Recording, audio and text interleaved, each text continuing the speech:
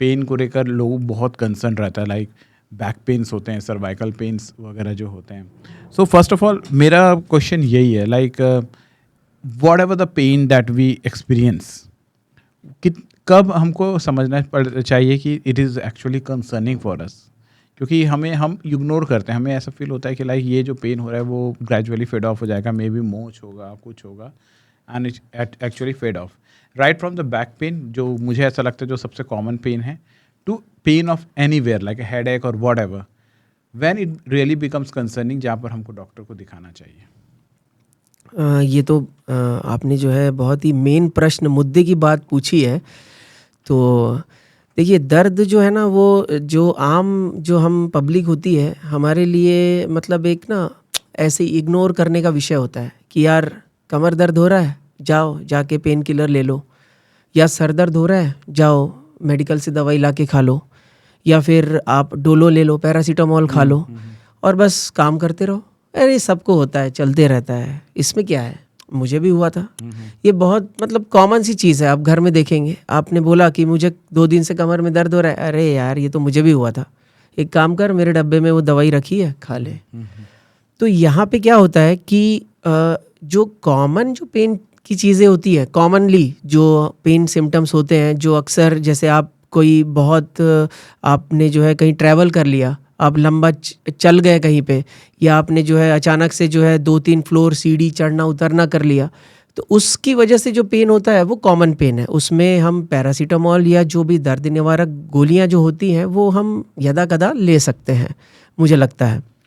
लेकिन हम यदि कोई व्यक्ति को लंबे समय से यदि पेन की शिकायत है, यदि मान लीजिए कि कोई किसी को 1 हफ्ते 10 दिन हो गया और किसी एक स्पेसिफिक पॉइंट पर दर्द हो रहा है, चाहे वो सर दर्द हो, सर दर्द के साथ यदि आपको जी मचलने की समस्या हो, या फिर सर दर्द के साथ किसी को उल्टियाँ हो रही हो, या फिर उसको बहुत ज़्यादा तेज़ फीवर आ रहा हो, या फिर कोई व्यक्ति है जिसका ऐसी कोई हिस्ट्री नहीं है कि भाई उसने कोई बहुत लंबी उसने कोई वो चला हो, या फिर उसने कोई सीढ़ी चढ़ना उतरना किया हो, या फिर उसको कोई धक्का लगा हो, या वो कहीं गिर गया हो, लेकिन उसको फिर भी लंबे समय से किसी एक स्पेसिफिक पॉइंट पर गर्दन पर या फिर कमर में दर्द महसूस हो रहा है, तो मुझे लगता है कि ये चिंता वाली बात है. Okay. इसे जो है खुद से जो सेल्फ ट्रीटमेंट होता है वो नहीं करना चाहिए, क्योंकि ये स्लिप डिस्क की, या फिर सर्वाइकल स्पॉन्डिलाइटिस की, या फिर माइग्रेन जैसी जो बीमारियां हैं उसका लक्षण हो सकता है. अब यदि इसमें पेन किलर खाएंगे तो टेम्पररी रिलीफ तो मिल जाएगा, लेकिन जो अंदर की प्रॉब्लम है उसका समाधान नहीं होगा. तो ये सोचने वाली बात है कि यदि किसी व्यक्ति को थोड़ा लंबे समय से दर्द है, तो मुझे लगता है कि उनको जो पेन स्पेशलिस्ट है या फिर जो न्यूरोलॉजिस्ट हैं उनसे एक बार एग्जामिनेशन चेकअप ज़रूर करवाना चाहिए. और ज़्यादातर मैं देखता हूँ कि जो सर दर्द और कमर दर्द की जो समस्या है ना, इसको तो जो जनता होती है या जो लोग होते हैं वो एकदम ही हल्के में लेते हैं. हमारे घर की मैं बात करूं तो मेरे घर में भी जो है, जब मैंने इस फील्ड में जब मैं नहीं आया था, डॉक्टर नहीं बना था, तो हमें भी कभी होता था तो हम दवाइयाँ खा कर काम चला लेते थे. लेकिन मुझे अब समझ में आता है कि यार ऐसा करना जो है लंबे समय तक सही नहीं है, क्योंकि मेडिसिन्स के भी बहुत ज़्यादा साइड इफ़ेक्ट्स हो सकते हैं.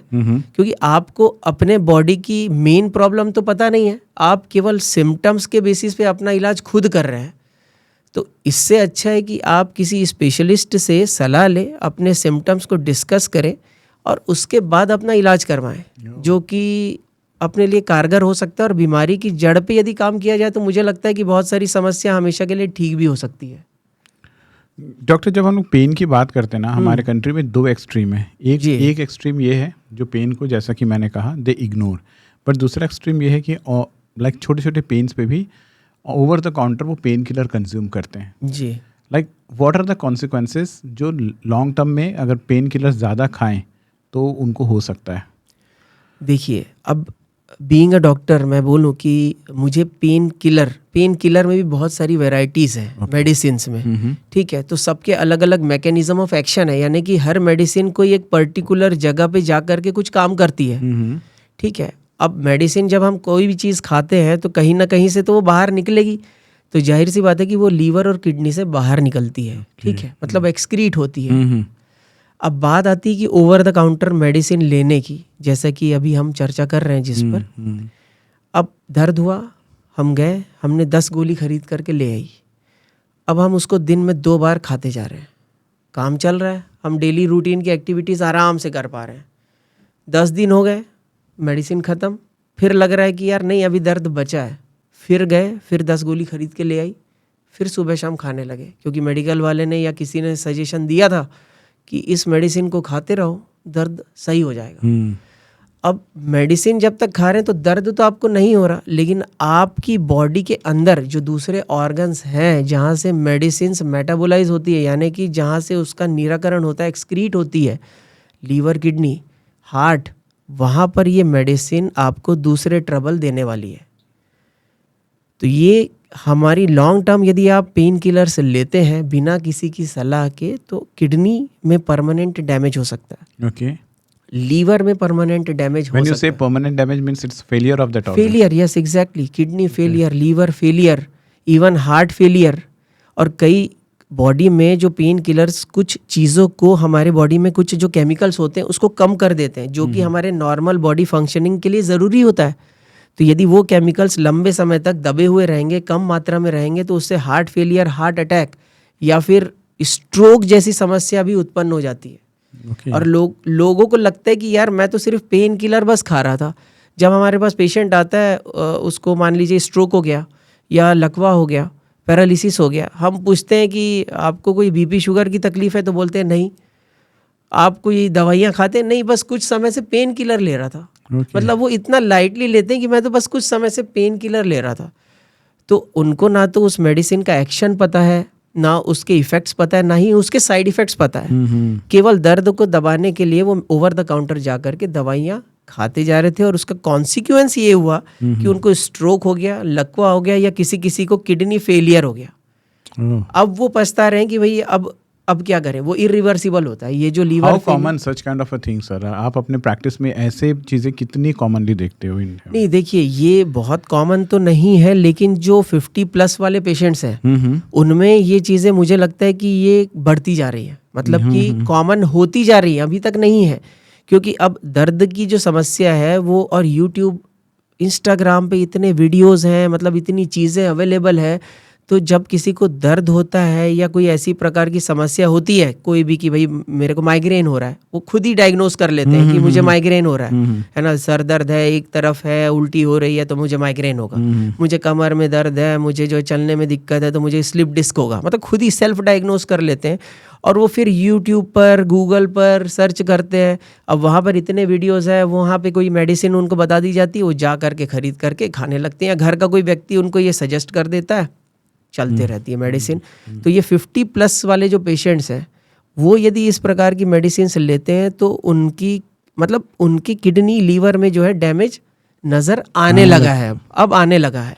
मैं एक रिसर्च भी पढ़ा था, उसमें कह रहे थे कि एक तो चलिए चैलेंज है कि हमारे कई लोगों, एल्डरली लोगों को ट्रीटमेंट नहीं मिलता, बट एक ऐसा भी अब सिम्टम्स आने लगे हैं कंट्री में, वहाँ over, specially among the elderlies, जहाँ ओवर यूसेज ऑफ मेडिसिन की वजह से उनको प्रॉब्लम होने लगा, अदरवाइज वो शायद वो सिम्टम्स शो नहीं करते। बिल्कुल सही बात है, और मुझे लगता है ये लोगों को समझने वाली चीज़ भी है कि भाई आप दवाइयाँ खा रहे हो तो किससे पूछ के खा रहे हो, किसकी सलाह से खा रहे हो, और क्या वो दवाइयाँ आपके लिए ज़रूरी है। कई बार मैं देखता हूँ कि मेरे पास पेशेंट आता है, उसके पास मतलब उसका डब्बा भरा हुआ होता है दवाइयों से, कि एक गोली इसकी, एक गोली उसकी, and they feel very smart about that. हाँ, वो पता नहीं प्राउड फील करते हैं। पर उनको ये नहीं पता, जब मैं उनको बताता हूँ कि भाई आप यदि इतनी दवाइयाँ रोज खाएंगे, आप मतलब इतने इंटेलिजेंट वर्ल्ड में आप रहते हैं, हम हर चीज़ से हमारा एक्सेस है, आप गूगल और यूट्यूब वगैरह आप सर्च तो करते हो, लेकिन क्या आपने ये कभी सर्च किया है कि आप इतनी दवाइयाँ खाएंगे तो आपको क्या क्या समस्या हो सकती है। जैसे कि फीमेल्स की यदि हम बात करें, स्पेशली आफ्टर मेनोपॉज, यदि वो अननेसेसरी मेडिसिन्स लेते हैं, वैसे भी मेनोपॉज के बाद जो हार्मोनल लेवल्स होते हैं फीमेल्स के, वो डाउन होना चालू हो जाते हैं, उसकी वजह से उनकी जो बोन डेंसिटी है वो ऑलरेडी कम होने लगती है, ठीक है।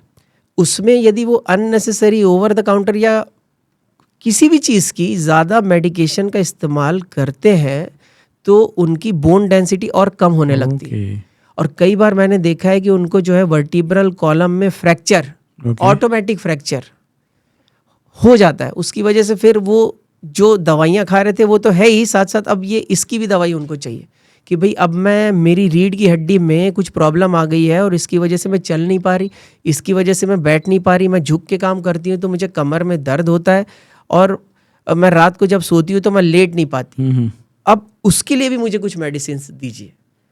तो यहाँ पर क्या है ना कि मेडिसिन्स तो ज़्यादा मेडिसिन से भी जो है आपकी और मेडिसिन बढ़ सकती है, यानी कि आपकी जो प्रॉब्लम है वो ख़त्म होने की जगह कोई दूसरी प्रॉब्लम आपके बॉडी में उत्पन्न हो सकती है। तो ये चीज़ के लिए थोड़ा मुझे लगता है कि लोगों को अवेयर रहना चाहिए अननेसेसरी। और आप किसी भी डॉक्टर से आप इलाज करवाते हैं तो मुझे लगता है कि हमें to the point specific medicine लेनी चाहिए और अपने डॉक्टर से ज़रूर पूछना चाहिए कि भाई क्या मुझे इतनी मेडिसिन की ज़रूरत है, और यदि है तो जो जितनी ज़रूरत की मेडिसिन है आप उतनी ही लिखिए, क्योंकि ज़्यादा मेडिसिन खाने से जो है मुझे ऐसा लगता है कि मैं अनकंफर्टेबल हूँ या मैं इतनी मेडिसिन नहीं ले सकती या सकता। अच्छा, इंडिया में एक और बहुत पॉपुलर है, लाइक कुछ होता है ना यार मेरा ना बदन दर्द है, ये बदन दर्द क्या है, like what is this and what is the remedy of that then. बदन दर्द है, आई मीन कुछ नहीं हो रहा है, दिन भर आराम भी किए हैं तो भी बदन दर्द है। सो ये बेसिकली होता क्यों है, like what is the feeling of this? देखिए ये भी बहुत ही अच्छा और कॉमन क्वेश्चन मुझे लगता है कि आम पब्लिक के लिए है। ये जो बदन दर्द आप बोल रहे हैं ये रेस्ट करने के बाद भी हो रहा है ना, है ना? आपने बोला कि भाई रेस्ट कर रहा हूँ मैं फिर भी हो रहा है। तो ये एक्चुअली क्या हो रहा है ना कि हम अपने बॉडी के जो मसल्स हैं उसको यूज ही नहीं कर रहे हैं। ओके भाई भगवान ने हमारा शरीर बनाया है, हमारे मसल्स हैं, बोन्स हैं, चीज़ें हैं, तो कुछ ना कुछ उसका उपयोग है। यदि आप दिन भर पड़े रहेंगे तो जाहिर सी बात है कि वो उनका यूज़ ही नहीं हो रहा, तो वो फिर पेन करेंगे। उनके अंदर मतलब जो केमिकल्स जो हैं अननेसेसरी केमिकल्स, जिनको आप जब वर्कआउट करते हैं या आप अपने मसल्स बोन्स का यूज़ करते हैं तो वो केमिकल्स जो हैं वो बाहर निकलते हैं। अब आपने उनको अपने अंदर और जमा कर लिया है तो उससे आपका दर्द डेफिनेटली आपको होना ही होना है। और इस प्रकार की जो समस्या होती है उसको बहुत सारे टर्मिनोलॉजीज हैं उसकी, जैसे फाइब्रोमाइल्जिया, ठीक है, साइकेट्री में जैसे हम बोलते हैं सोमैटिक सिम्टम डिसऑर्डर। तो उसमें जो व्यक्ति है उसको वैसे कोई बीमारी नहीं होती, उसके सारे इन्वेस्टिगेशंस नॉर्मल होते हैं लेकिन उनको बॉडी में पेन होता है। और उसका एक बहुत बड़ा फैक्टर होता है स्ट्रेस।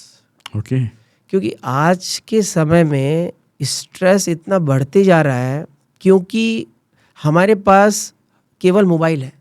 हम जो भी चीज़ें हैं सब मोबाइल से जो है अपने अंदर भरते जा रहे हैं, उसमें से सुन करके अपने अंदर अपने दिमाग में जो है डालते जा रहे हैं।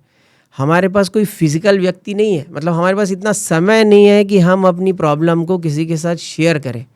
तो हम सब भरते जा रहे हैं, ओवरलोड करते जा रहे हैं। तो भाई दिमाग की भी एक कैपेसिटी है, आप उसको फालतू चीज़ों से भरेंगे तो जाहिर सी बात है कि कुछ ना कुछ तो इफेक्ट आएगा ही। तो जब इफेक्ट आएगा तो वो दूसरे तरीके से आता है, यानी कि सोमैटिक सिम्टम्स। प्रॉब्लम ब्रेन में यानी कि माइंड में है, स्ट्रेस आपने दिमाग में भरा हुआ है लेकिन उसके जो सिम्टम्स हैं वो आपके बॉडी पे नज़र आने लगे हैं। तो पहली चीज़ कि भाई यदि आपको अननेसेसरी कोई प्रॉब्लम हो रही है, कोई स्ट्रेस हो रही है, तो आप उसको अपने नियर एंड डियर वंस के साथ शेयर कीजिए। यूट्यूब से कोई भी चीज़ देख करके उसको अपने अंदर मत भरिए। दूसरा है कि आप पूरे दिन यदि लेटे रहते हैं तो आप वैसा मत करिए, अपने बॉडी को थोड़ा सा फिजिकल मूवमेंट करवाइए। आप किसी भी डॉक्टर के पास कभी जाते होंगे, चाहे वो किसी भी बीमारी के लिए हो, वो अक्सर बोलते हैं कि आप मॉर्निंग वॉक करिए। मॉर्निंग वॉक नहीं कर सकते तो आप थोड़ी सी फिजिकल एक्टिविटी करिए। आप वो भी नहीं कर सकते तो रात को खाना खाने के बाद कम से कम टहल ही लीजिए। तो वो इसीलिए कहते हैं कि भाई आपके मसल्स की, बोन्स की मूवमेंट होगी तो अननेसेसरी केमिकल्स बॉडी में जमा नहीं होंगे, जिससे आपको ये फालतू की जो बदन दर्द की जो समस्या है वो नहीं होगी। It's like more of kind of like mental वो चीज़ें ज़्यादा हो जाता है, लाइक बोल सकते हैं, है ना? Very true. अच्छा, पेन की बात हो रही है ना, एक हमेशा हमारे दिमाग में रहता है। से एक एग्जांपल लेते हैं कि सिर पर किसी एक पॉइंट पे हमें पेन हो रहा है। वर्स्ट के सिनेरियो पे वो क्या चीज़ हो सकती है? I mean again I am talking about diagnosis, but I am just interested to know that what could be the worst case scenario of ignoring any pain. मानते हैं कि चलो वो हफ्ते भर से हो रहा है, बट इट्स अ माइल्ड, से हमें यहाँ फ्रंट पे हो रहा है या कहीं पर भी हो रहा है, it's a very mild, and we are thinking ये हेडेक है, again we are taking over the counter pain killers and everything. In the worst case scenario what it could be? जैसा कि आपका सवाल है कि किसी एक हेड के किसी एक हिस्से में हाँ, पेन हो रहा है, तो ये न्यूरोलॉजिकल पेन हो सकता है। कई बार क्या होता है ना कि जो हमारी नर्व्स है ब्रेन की, मतलब जो हेड पे जा रही हैं, जो पेरिफेरल नर्व्स हम जिसको बोलते हैं, जिससे हमारे मसल्स की मूवमेंट रेगुलेट होती है, कई बार ऐसा होता है कि हमारे खान पान में या फिर स्ट्रेस की वजह से या फिर प्रॉपर पोजीशन में ना बैठने की वजह से वो नस में हल्का सा कहीं बोलना चाहिए स्ट्रेच आ जाता है, यानी कि वो नस खिंचा जाती है। तो जब वो नस खिंचा जाएगी तो क्या होता है कि उसके हमारी नर्व्स जो होती है उसके ऊपर एक लेयर होती है जिसको हम माइलिन शीथ बोलते हैं। वो माइलिन शीथ कई बार इफेक्ट हो जाती है, यानी कि उसके ऊपर डैमेज हो जाता है खिंचाने की वजह से। तो वो जब माइलिन शीथ हल्की सी डैमेज होती है ना, तो वो पेन करती है। ओके।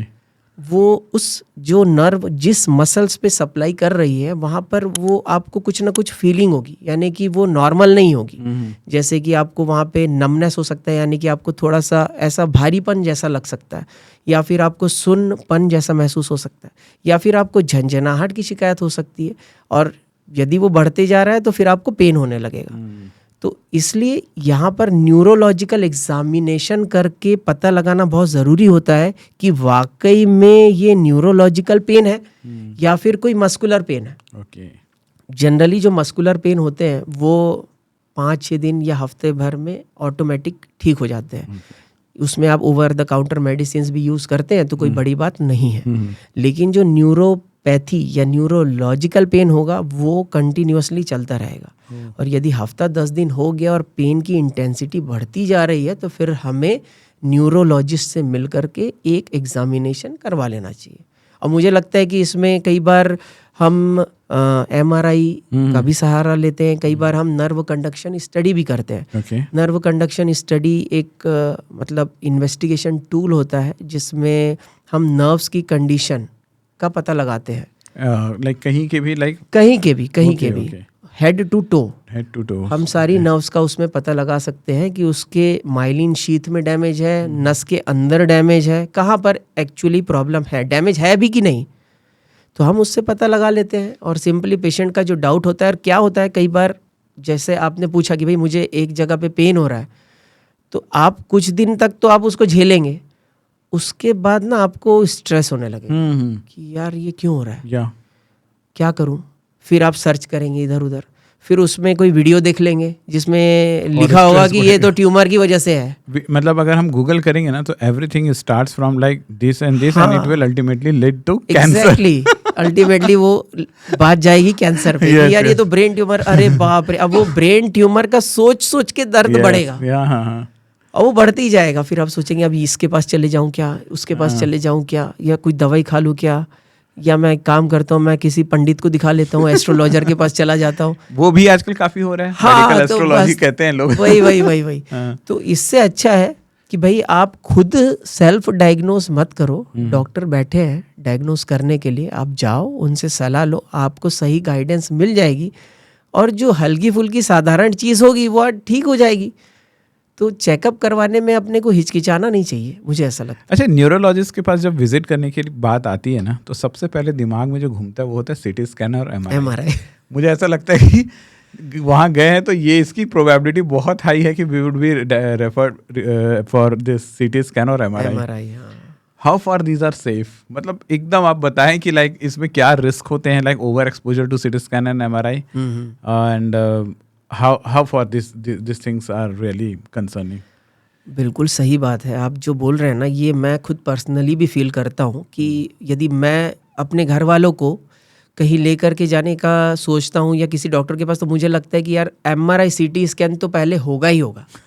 उसके बिना तो आगे बात बढ़नी ही नहीं है। हाँ, तो बिल्कुल सही बात है आपकी। लेकिन एक्चुअल में क्या है ना, ये सीटी स्कैन और एमआरआई, ये दोनों में पहले तो अंतर अपने को समझना होगा। सीटी स्कैन एक्चुअली क्या होता है, इसमें रेडिएशन का एक्सपोजर होता है। एक सीटी स्कैन लगभग 100 एक्सरे के बराबर है।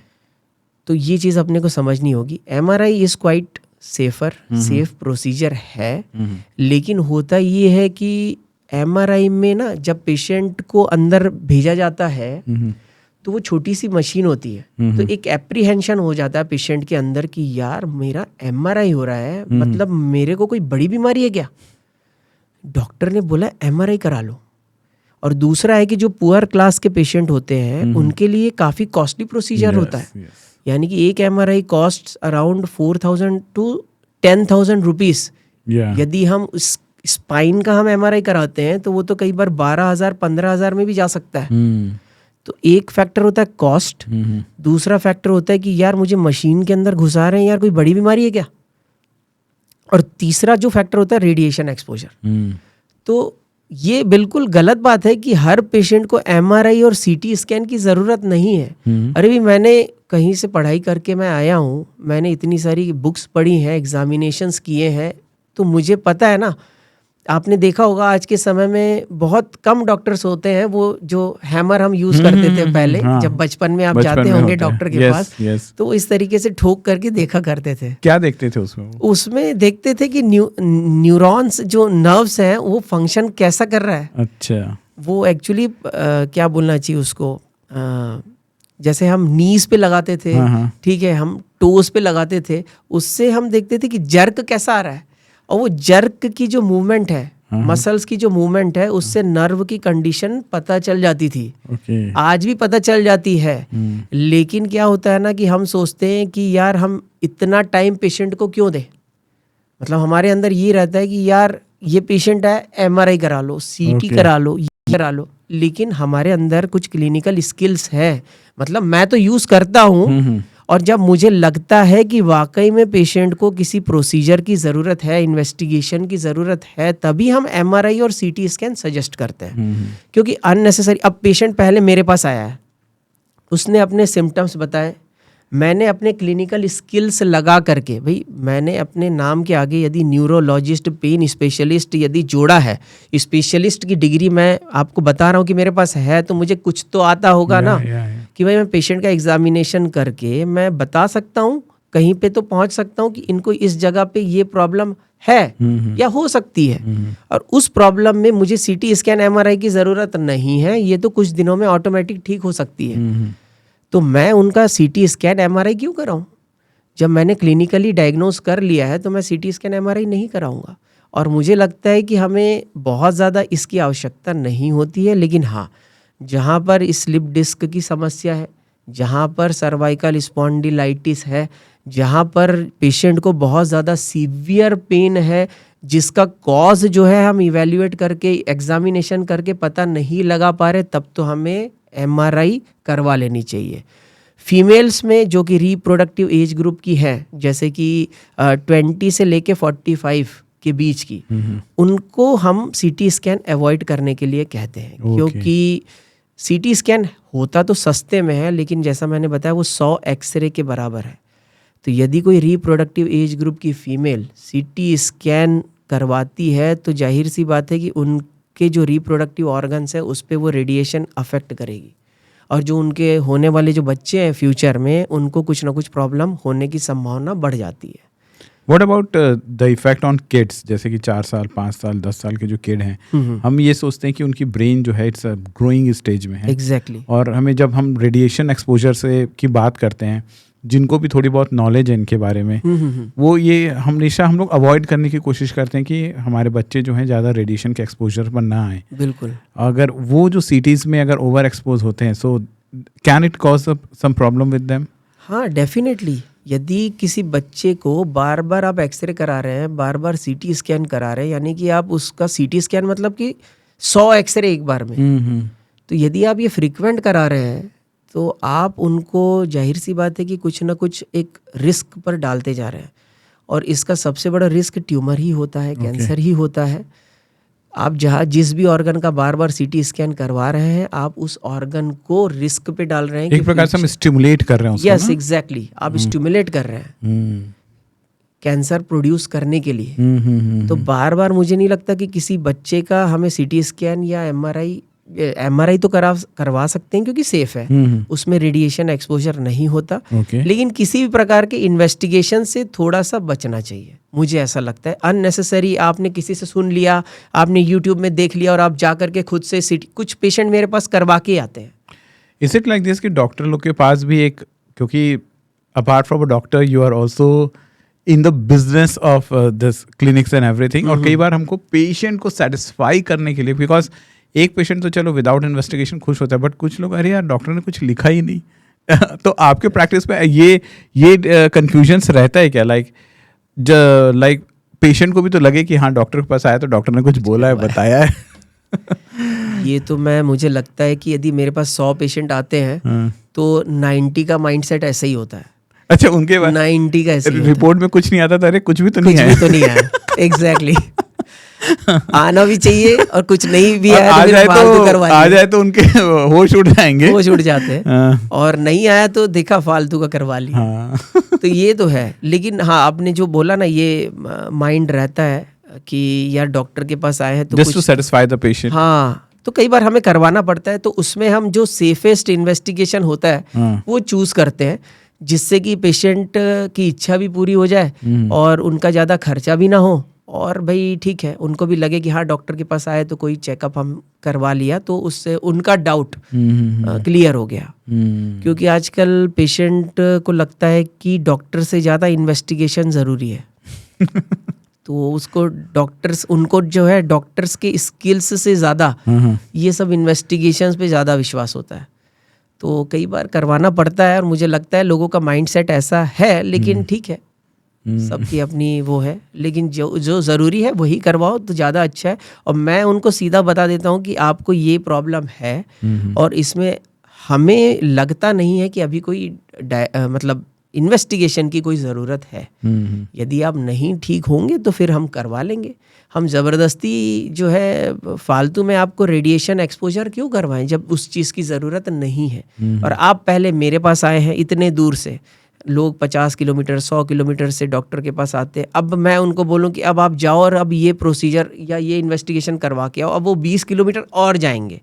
उसके बाद उनको रिपोर्ट 3 दिन बाद मिलेगी, तो 3 दिन बाद फिर ट्रैवल करके वहाँ जाएंगे, वहाँ से फिर मेरे पास आएंगे। तो आए किस लिए थे और हम कर क्या रहे हैं? या दैट्स सो ट्रू। और ये बहुत प्रैक्टिकल सी बात है, मतलब ये मैं खुद भी फील करता हूँ। जब मैं गया, फिर उसके बाद जब इन्वेस्टिगेशंस के लिए आए, so I have to go for investigation, I wait for the reports, और फिर अगेन जाना, and it all takes time and everything. फिर 3-4 डेज आप गए। और स्पेशली ये उनके लिए ज़्यादा कंसर्निंग है, जैसे आपने कहा जो दूर से आते हैं, गांव से आते हैं। सिटी वाले तो चलिए उनके लिए सिर्फ टाइम ही कॉस्ट है, उनके लिए तो टाइम, प्लेस, मनी, सारी चीज़ें उनके कॉस्ट पर आ जाता है। बिल्कुल सही, बिल्कुल सही। That's so true. ये जो पेन पे, जो because I go to fitness centre, gym वगैरह में जाता हूँ, तो वहाँ मैं देखता हूँ this back pain and specially lower back pain, ये इतना कॉमन सा दिखने लगा है। इट्स लाइक दिस कि यार अगर बैक पेन नहीं हो रहा है तो तू ठीक से वेट लिफ्टिंग नहीं कर रहा है। सही है। सो सब लोग बेल्ट लगा कर लाइक दे फील लाइक, और उसके बाद एक बटन भी रहता है कि यार लाइक मेरा बैक पेन है इसलिए मैं आज ये कर रहा हूँ, वो नहीं कर रहा हूँ। आई वॉन्ट टू नो कि कितना कॉमन है बैक पेन एंड कहाँ पर ये बहुत ज़्यादा कंसर्निंग हो जाता है ये चीज़ें। देखिए, ये तो बिल्कुल एकदम कॉमन प्रॉब्लम है जिम में जाने वालों की। अब इसमें शुरुआत अपन करें तो लोगों को ये रहता है कि पहले ही दिन से मेरी बॉडी बन जानी चाहिए। और उसने यदि किसी को देख लिया कि जो बढ़िया, जिसके 6 पैक एब्स हैं, जिसके मसल्स डोले शोले हैं, वो इतना वाला वजन उठाता है, बस 2-3 दिन में मेरे को वहाँ पे पहुँचना है। वो किसी से कोई सलाह नहीं करते, कोई जो जिम ट्रेनर्स होते हैं उनसे कोई बातचीत नहीं करते, सीधा जाके जैसा उनको समझ में आता है मशीनों को ऑपरेट करना चालू कर देते हैं, जो कि सबसे गलत बात है, बिल्कुल गलत है। यदि आप बिना सोचे समझे कोई भी भारी वजन उठाते हैं या फिर आप कोई भी मशीन को ऑपरेट करते हैं, तो जाहिर सी बात है कि भाई आपकी जो स्पाइन है, आपकी जो बॉडी है, आपके जो मसल्स हैं, वो तो अभी प्रिपेयर ही नहीं है ना उस चीज़ के लिए, और आपने सीधा उनको उस चीज़ से एक्सपोज करा दिया। तो इसमें तो ये सारी समस्या आनी यानी कि बिल्कुल तय वाली बात है। और जिम की बात करें तो इसमें क्या होता है ना कि जैसे अनट्रेंड कुछ लोग जो हैं ट्रेनिंग उन्होंने ली नहीं है और जा कर के सीधा जिम स्टार्ट कर दिया है, तो इसमें क्या होता है कि जब मसल्स पे प्रेशर आता है ना, तो हमारा सबसे मेन जो बोन है जिसकी वजह से हम चल रहे हैं, फिर रहे हैं, बैठ रहे हैं, वो है स्पाइन। ओके। तो चाहे आप ऐसा पुल अप कर रहे हैं, कुछ मतलब खींच रहे हैं या पुशअप्स कर रहे हैं, कुछ भी आप कर रहे हैं एक्टिविटी जिम में जा कर के, तो सबसे पहला जो प्रेशर है वो स्पाइन पे आएगा। और यदि आपने गलत तरीके से कुछ किया है तो इसका कॉन्सिक्वेंस आपको बहुत ज़्यादा झेलना पड़ सकता है। पहली चीज़ तो ये होती है कि जो स्पाइन के मसल्स हैं, जैसे आप रॉन्ग एक्सरसाइज कर रहे हैं या आप ने किसी को देख करके जिम स्टार्ट कर दिया है, कोई उसकी ट्रेनिंग नहीं ली, तो आपकी जो स्पाइनल जो मसल्स हैं पहले तो वो स्टिफ होना चालू हो जाएंगे, जिसकी वजह से कमर में दर्द होगा। ये इनिशियल स्टेज है। स्टिफनेस को हम कहते हैं जैसे लोअर मोबिलिटी, मतलब जो मोबिलिटीज है वो थोड़ी रिड्यूस होने लगेगी। हाँ, मोबिलिटी रिड्यूस हो जाएगी। झुक के जो काम करना है वो उसमें आपको प्रॉब्लम आ सकती है। ठीक है। उसके बाद यदि आप इसको भी हल्के में लेते हैं तो फिर क्या होगा ना कि जो हमारी स्पाइन होती है उसके बीच में एक कुशन होता है जिसको हम लोग डिस्क बोलते हैं, है ना। तो कॉमन भाषा में लोग बोल देते हैं यार मुझे स्लिप डिस्क हो गया। उनको पता ही नहीं है कि स्लिप डिस्क है क्या। तो आप नाम से ही समझिए, स्लिप डिस्क यानी कि कोई डिस्क है जो अपनी जगह से स्लिप हो गई है। तो जब कोई आप एबनॉर्मल पोस्चर में यानी कि गलत पोजीशन में कोई भारी वजन अचानक से उठा लेंगे, जैसे कि मैंने बोला कि सबसे पहले जो प्रेशर है वो कहाँ पे जाएगा, स्पाइन पे जाएगा। तो स्पाइन यानी कि हड्डी के बीच में जो डिस्क है ना, जब उस पे प्रेशर पड़ता है तो वो फट जाती है और वो अपनी जगह से खसक जाती है। और उसकी वजह से फिर सीवियर एक्यूट पेन होता है, मतलब इतना ज़्यादा तीव्र पेन, दर्द जो असहनीय होता है। तो यदि कोई व्यक्ति जिम में उसने कोई एक्सरसाइज की और उसके बाद अचानक से जो है वो उसका मूवमेंट रेस्ट्रिक्ट हो गया, यानी कि वो हिल नहीं पा रहा है और उनको कमर में बहुत ज़्यादा तेज दर्द हो रहा है, तो समझ लीजिए कि यहाँ पे स्लिप डिस्क की समस्या उनको आ चुकी है।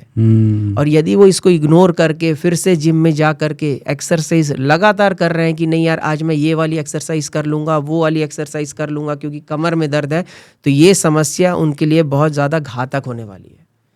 तो ये चीज़ समझना ज़रूरी है कि यदि एक्यूट पेन हो रहा है, अचानक से दर्द स्टार्ट हुआ है जिसकी वजह से आपका मूवमेंट रेस्ट्रिक्ट हो गया है, तो आप तुरंत जा कर के न्यूरोलॉजिस्ट से या पेन स्पेशलिस्ट से आप मिलिए और जिम को कुछ दिनों के लिए बंद करिए। और कभी भी जिम स्टार्ट करते हैं तो पहले आप ट्रेनिंग लीजिए, पहले आप देखिए कि वहाँ किस तरीके से कौन सी मशीन को ऑपरेट किया जाता है, उसको यूज़ किया जाता है। ऐसे ही नहीं कि रैंडम आपने यूट्यूब में देख लिया और दूसरे दिन से जाके जिम करना स्टार्ट कर दिया। उससे आपकी बहुत सारी प्रॉब्लम्स जो नहीं भी है बॉडी में उत्पन्न हो जाएगी और उसके बाद आप जिम तो छोड़िए, आप चलना छोड़ देंगे। ये होता है क्योंकि बिकॉज हम जब यूट्यूब्स वगैरह में देखते हैं तो आता है कि यार वो 50 किलो उठा लेता है, 60 किलो। सो हमें भी थोड़ी सी मोटिवेशन रहता है यार मैं कब कर पाऊंगा, लाइक 2 days 3 days इसमें होते हैं। डॉक्टर मैं जब हम जिम जाते हैं ना तो एक बहुत जो कॉमन सी बातें होती है वार्म अप्स की बात होती है। लाइक मतलब ये कह दिया जाता है कि अगर इंजरी भी है तो because you are not doing proper warm ups and all like this. So ये सही वार्म अप क्या है and why this warm ups are so important for overall this fitness regime, if you can throw some light into this. देखिए ये भी बहुत ज़रूरी चीज़ है वार्म अप। हम लोग कई बार तो जैसे मैं भी पहले जिम जाता था तो मुझे लगता था अरे यार ये क्या वार्म अप करवाते रहता है, मुझे बोरिंग सा, मैं पर्सनली बता रहा हूँ, मुझे बड़ा बोरिंग सा भी लगता है एंड आई वांट टू, मैं हरी में भी रहता हूँ तो मुझे लगता है मैं मेन सेट्स फटाफट करके और चले जाऊँ। लेकिन नहीं, बहुत बहुत इंपॉर्टेंट है। बिना वार्म अप के मुझे लगता है आपको कोई भी इंस्ट्रूमेंट जिम का टच कभी नहीं करना चाहिए। वार्म अप आप सोचिए कि आपसे क्यों करवाया जा रहा है।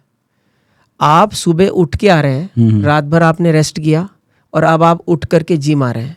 इसका मतलब है कि जो आपके मसल्स हैं, जो आपके टेंडन्स हैं, बोन्स हैं, वो अभी रेस्टिंग फेज में है। उनको अभी ये कहीं से भी उनको नॉलेज नहीं है कि अभी आप जिम में जा करके कोई भारी चीज़ उठाने वाले हैं। तो जैसे प्रिपरेशन होती है एग्ज़ाम की, वैसे ही हम प्रिपरेशन करते हैं।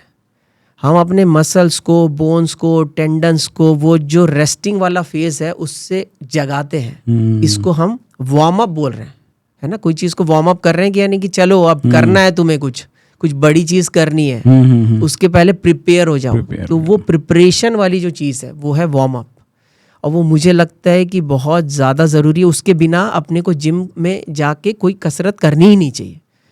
और वार्म अप जब आप करते हैं तो आपके मसल्स जो है वो उस फेज में आते हैं, प्रिपेयर हो जाते हैं। उसके बाद आप एक्सरसाइज करिए, कोई दिक्कत नहीं है। लेकिन बिना वार्म अप के जिम डेंजरस है, सिंपल सी बात। ओके। और ये तो बात हुई प्री जिम की। पोस्ट जिम हमको सोरनेस फील होती है, लाइक स्पेशली लेग डेज के बाद ऐसा लगता है कि अब तो एक दो दिन स्पेशली ये एक दिन बाद जो होता है पेन जो होता है, क्या ये भी एक लेवल के बाद कंसर्निंग हो जाता है from a medical point of view कि यार इतना ज़्यादा सोरनेस या इतने समय तक चीज़ें नहीं डेवलप होना चाहिए? हमें क्या लगता है जब तक हमें ये सोरनेस या पेन नहीं हो रहा है हम सही एक्सरसाइज नहीं कर रहे हैं। So is it also like this कि ये कई बार ये चीज़ें एग्रेवेट भी हो जाता है? हाँ, बिल्कुल सही बात है, होता ही है। क्या होता है कि जैसा आपने बोला कि जब तक ये फील नहीं होगा, जब तक आप सही नहीं कर रहे, ये कुछ लोगों की मेंटालिटी होती है। तो जब ये होना शुरू हो जाता है उसके बाद फिर ये बढ़ने लगता है। फिर वो सोचते हैं कि यार अब तो ये ज़रूरत से ज़्यादा हो रहा है, अब छोड़ देते हैं कुछ दिन। फिर वो जाके करते हैं और बढ़ने लगता है, और तेज हो जाता है। फिर वो सोचते हैं कि कुछ दिन रेस्ट, फिर वो और बढ़ने लगता है। एक्चुअली होता ये है, जो सोरनेस की आप बात कर रहे हैं, आप किसी भी चीज़ को यदि ओवर एक्सर्ट करते हैं, ओवर प्रेशर डालते हैं, ज़रूरत से ज़्यादा खींचते हैं, तो उस चीज़ में कहीं ना कहीं माइक्रो फाइबर जो होते हैं ना मसल्स के, वो रप्चर हो जाते हैं, यानी कि फट जाते हैं, टूट जाते हैं। तो जब आपने कोई एक्सरसाइज कर ली है और आपको सोरनेस फील हो रही है, तो समझ लीजिए कि और बढ़ती जा रही है, तो कहीं ना कहीं मांसपेशियों में कुछ ना कुछ रप्चर है। ये कोई नॉर्मल बात या फेनोमेना नहीं है। और इसमें व्यक्ति क्या करता है ना कि वो मालिश करने लगता है। उसको कोई बोल देता है कि तू एक काम कर, तेल गरम कर ले और या बाम ले ले और उससे खूब रगड़ के मालिश कर। और जैसे ही वो मालिश करता है उसकी सोरनेस, उसका पेन और दुगनी तेजी से बढ़ने लगता है। पहले तो चल पा रहा था, मालिश करने के बाद उसका चलना भी बंद हो जाता है।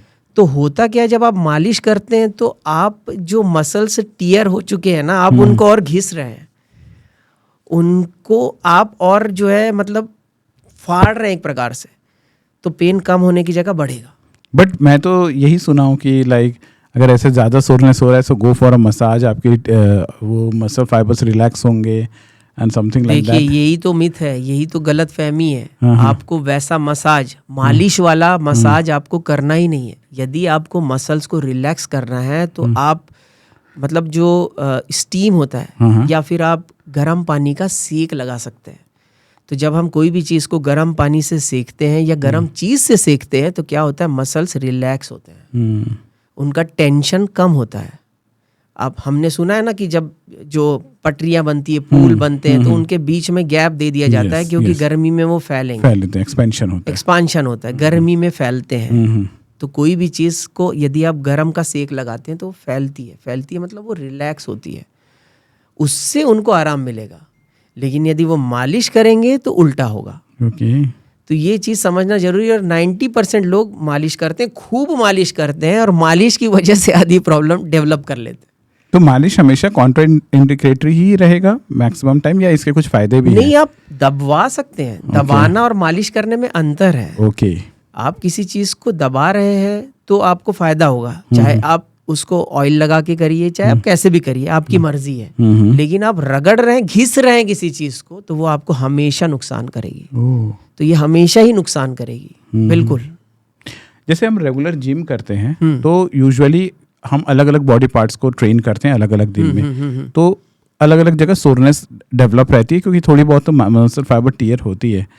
ये क्या, अगर हम लंबे समय तक, ये मेरा पर्सनल क्वेश्चन है, लंबे समय तक हम ये सोरनेस वाले स्टेज पे रहते हैं तो can it cause some like more internal problem, like continuously क्या बॉडी स्ट्रेस में फील करता है क्या, या समथिंग लाइक ऐसा कुछ ऐसे केमिकल रिलीज होते हैं which is not good for in the long term अगर हम कंटिन्यूसली सोरनेस एक्सपीरियंस कर रहे हैं बॉडी में? तो देखिए, एक चीज़ तो अपने को यहाँ पे समझने वाली है कि आपको सोरनेस फील हो रही है, इसका मतलब बॉडी आपको कोई हिंट दे रही है, कोई इंडिकेशन दे रही है। ओके, ठीक है, तो यहाँ पर ज़रूरत है कि जो भी आप वर्कलोड उठा रहे हैं या एक्सरसाइज जिस मात्रा में कर रहे हैं उसको थोड़ा सा कम करिए, डिक्रीज करिए। ओके, तो पहले तो ये समझना है, यदि डिक्रीज करने के बाद भी, लोड कम करने के बाद भी परसिस्टेंट सोरनेस रहती है, तो जाहिर सी बात है कि ये मसल्स के साथ साथ नर्व डैमेज का भी एक सिम्टम हो सकता है। हो सकता है बोल रहा हूँ, कंफर्म नहीं है।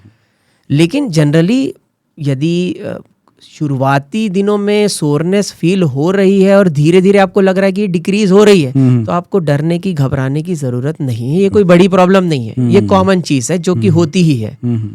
लेकिन यदि ये कंटिन्यूअसली बढ़ती जा रही है, ये चीज़ बनी हुई है, तो फिर ये आपके लिए प्रॉब्लमेटिक हो सकती है। लेकिन इसमें ऐसा कुछ नहीं है कि आपके बॉडी में कोई ऐसे पदार्थ या मसल से कोई ऐसी चीज़ रिलीज होकर के चले जाएगी जिससे कि आपको जो है कहीं हार्ट में, किडनी में, लीवर में, ऐसा कुछ नहीं होगा। कॉर्टिसोल का बड़ा वर्ड बहुत यूसेज आता है और जितना मैंने देखा है कि कहा जाता है कि एक स्ट्रेस हार्मोन है जी। लाइक जब बॉडी ज़्यादा स्ट्रेस स्टेज में रहता है तो कॉर्टिसोल की जो मार्कर्स हैं वो काफ़ी एलिवेटेड रहती है ना। तो मेरे दिमाग में हमेशा एक क्वेश्चन आता है कि ज़्यादा वर्कआउट से क्या ये कॉर्टिसोल मार्कर हमारे बॉडी में ज़्यादा रहती है क्या? लाइक ये जो सोरनेस वगैरह की वजह से ऐसा कुछ होता है कि नहीं, ऐसा नहीं होता, ऐसा कुछ नहीं है। ये आई मीन ये वो हम उन लोगों का प्रॉब्लम है जो हम लोग कुछ ज़्यादा ही सोशल मीडिया यूज़ करके अपनी चीज़ों को देखने की कोशिश करते हैं। बिल्कुल बिल्कुल, नहीं ऐसा नहीं है। और लोग ये इंजेक्शंस भी लगाते हैं बॉडी बनाने के लिए, जो कि मुझे लगता है ये बिल्कुल थोड़ा उनको सोच समझ के ये उपयोग करना चाहिए, क्योंकि ये शुरू में तो आपको बेनिफिट देता है।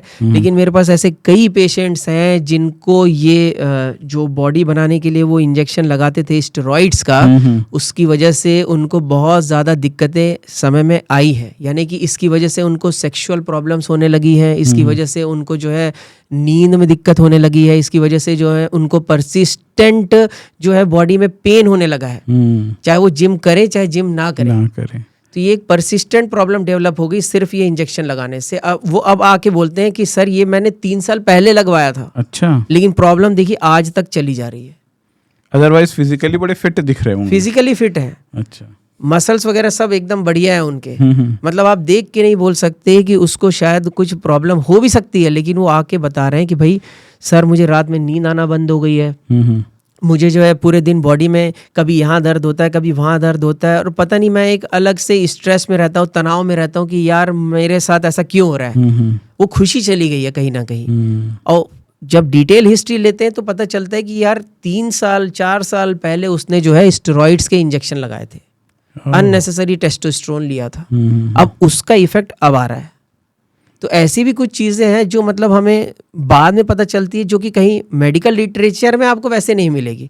ये मतलब एक क्लिनिकल एक्सपीरियंस है, लेकिन है इफेक्ट तो करता है।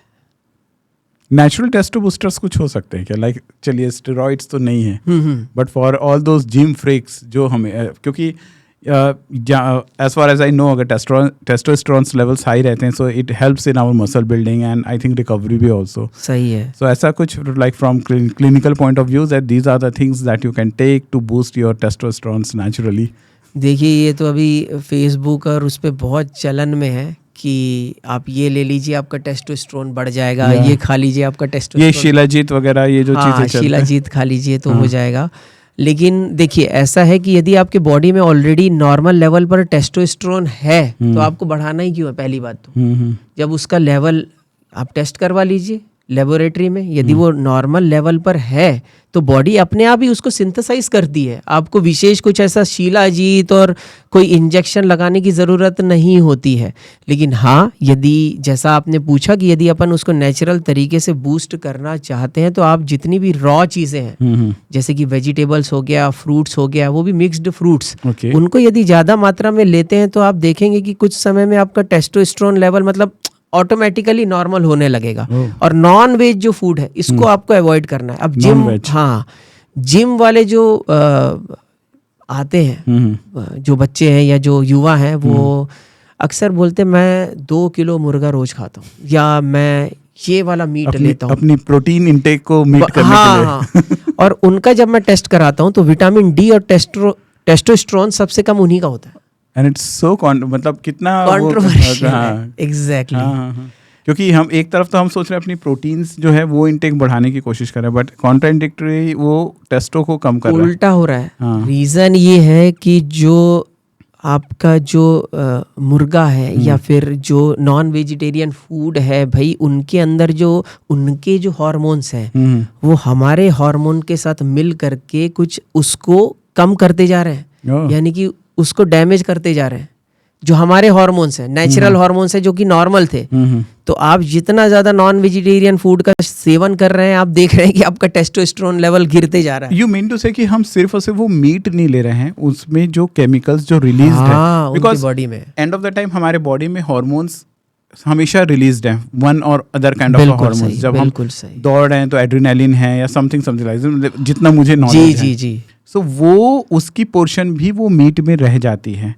उनके जो जानवर है, जो एनिमल्स है, एग्जैक्टली, तो उनके हार्मोन हमारे हार्मोन के साथ रिएक्ट करके हमारे हार्मोन और हमारी बॉडी की चीज़ों को नुकसान पहुंचाता है।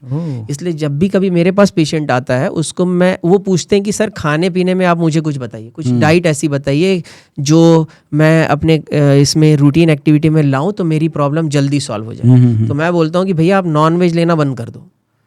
बट वो तो तुरंत मतलब थोड़ा शॉक हो जाते हैं। हाँ, वो शॉक हो जाते हैं, सरप्राइज हो जाते हैं कि सर मतलब हम तो जिम करते हैं या हम आप ये कैसे बोल रहे हैं। तो फिर उन्हें मुझे समझाना पड़ता है कि भाई देखिए, आप नॉन वेज को ये मत सोचिए कि केवल आप मीट खा रहे हैं, आप उनके अंदर के जितने हार्मोन्स हैं वो भी अपने अंदर इनटेक कर रहे हैं, और जिससे आपके बॉडी को, आपके हार्मोन्स को नुकसान होगा और आपकी प्रॉब्लम बढ़ेगी। बट कुछ लोग इसको ना ऐसे कॉन्ट्रडिक्ट करने की कोशिश करते हैं कि ऑलमोस्ट इंडिया को अगर छोड़ दो तो पूरी दुनिया लगभग नॉन वेज पे ही डिपेंडेंट चल रही है। So if they are surviving, why can't Indians? और इनफैक्ट ये कहते हैं लोग कि बिकॉज ऑफ दिस वेजिटेरियनिज्म की वजह से हम लोगों ने कहीं ना कहीं अपने कार्बोहाइड्रेट्स इंटेक को बहुत ज़्यादा बढ़ाया हुआ है एंड प्रोटीन इंटेक्स बहुत ज़्यादा कॉम्प्रोमाइज्ड है। नहीं, ये बात तो आपकी सही है कि प्रोटीन इंटेक कॉम्प्रोमाइज्ड तो है, लेकिन उसका बहुत सारा वेजिटेरियन सोर्स है। उसके लिए ज़रूरी नहीं कि आपको नॉन वेज लेने की ज़रूरत है। और जितनी भी मेडिकल बुक्स हम पढ़ते हैं वो किन के द्वारा लिखी गई है? फॉरेन राइटर्स हैं। इसका मतलब सबसे ज़्यादा बीमारियां तो फॉरेन में है ना, तभी तो वो ये सब लिख रहे हैं और उसको हम पढ़ रहे हैं। तो ये कहीं से ये बात सही नहीं है कि फॉरेनर्स जो नॉन वेजिटेरियन फूड का सेवन कर रहे हैं वो सारे के सारे हेल्दी हैं और हम इंडियंस जो कि वेजिटेरियन फूड ले रहे हैं वो सब के सब बीमार हैं। ये बिल्कुल मिथ है, ये गलत फहमी है लोगों की। और प्रोटीन आपके बॉडी में, आपको प्रोटीन इंटेक बढ़ाना है, उसके बहुत सारे तरीके हैं। आप जो है वो अंकुरित सुबह अनाज ले सकते हैं, आप दाल ज़्यादा मात्रा में ले सकते हैं, इवन वेजिटेबल्स, रॉ फ्रूट्स का जब अपन सेवन करते हैं उसमें फाइबर्स होते हैं जो कि हमारे पेट के बैक्टीरिया के लिए बहुत अच्छे होते हैं। तो नेचुरल तरीके से अमीनो एसिड्स बैक्टीरिया के द्वारा सिंथेसाइज होता है। तो प्रोटीन की तो कमी आपकी वैसे ही दूर हो गई, आपको नॉन वेज लेने की कहीं से ज़रूरत ही नहीं पड़ी। तो ये चीज़ समझना ज़रूरी है। और ये मिथ है बहुत बड़ा कि हम यदि ये नहीं लेंगे तो प्रोटीन इंटेक नहीं होगा। एग्स तो खाना ज़रूरी है, मतलब एग के नहीं हो सकता। बीइंग इन दिस फिटनेस मुझे ऐसा लगता है कि our vegetarian source are deprived of proteins, and या तो वो जो पाउडर्स हैं वो लेना पड़ेगा या फिर वही एग वाइट्स हो गए।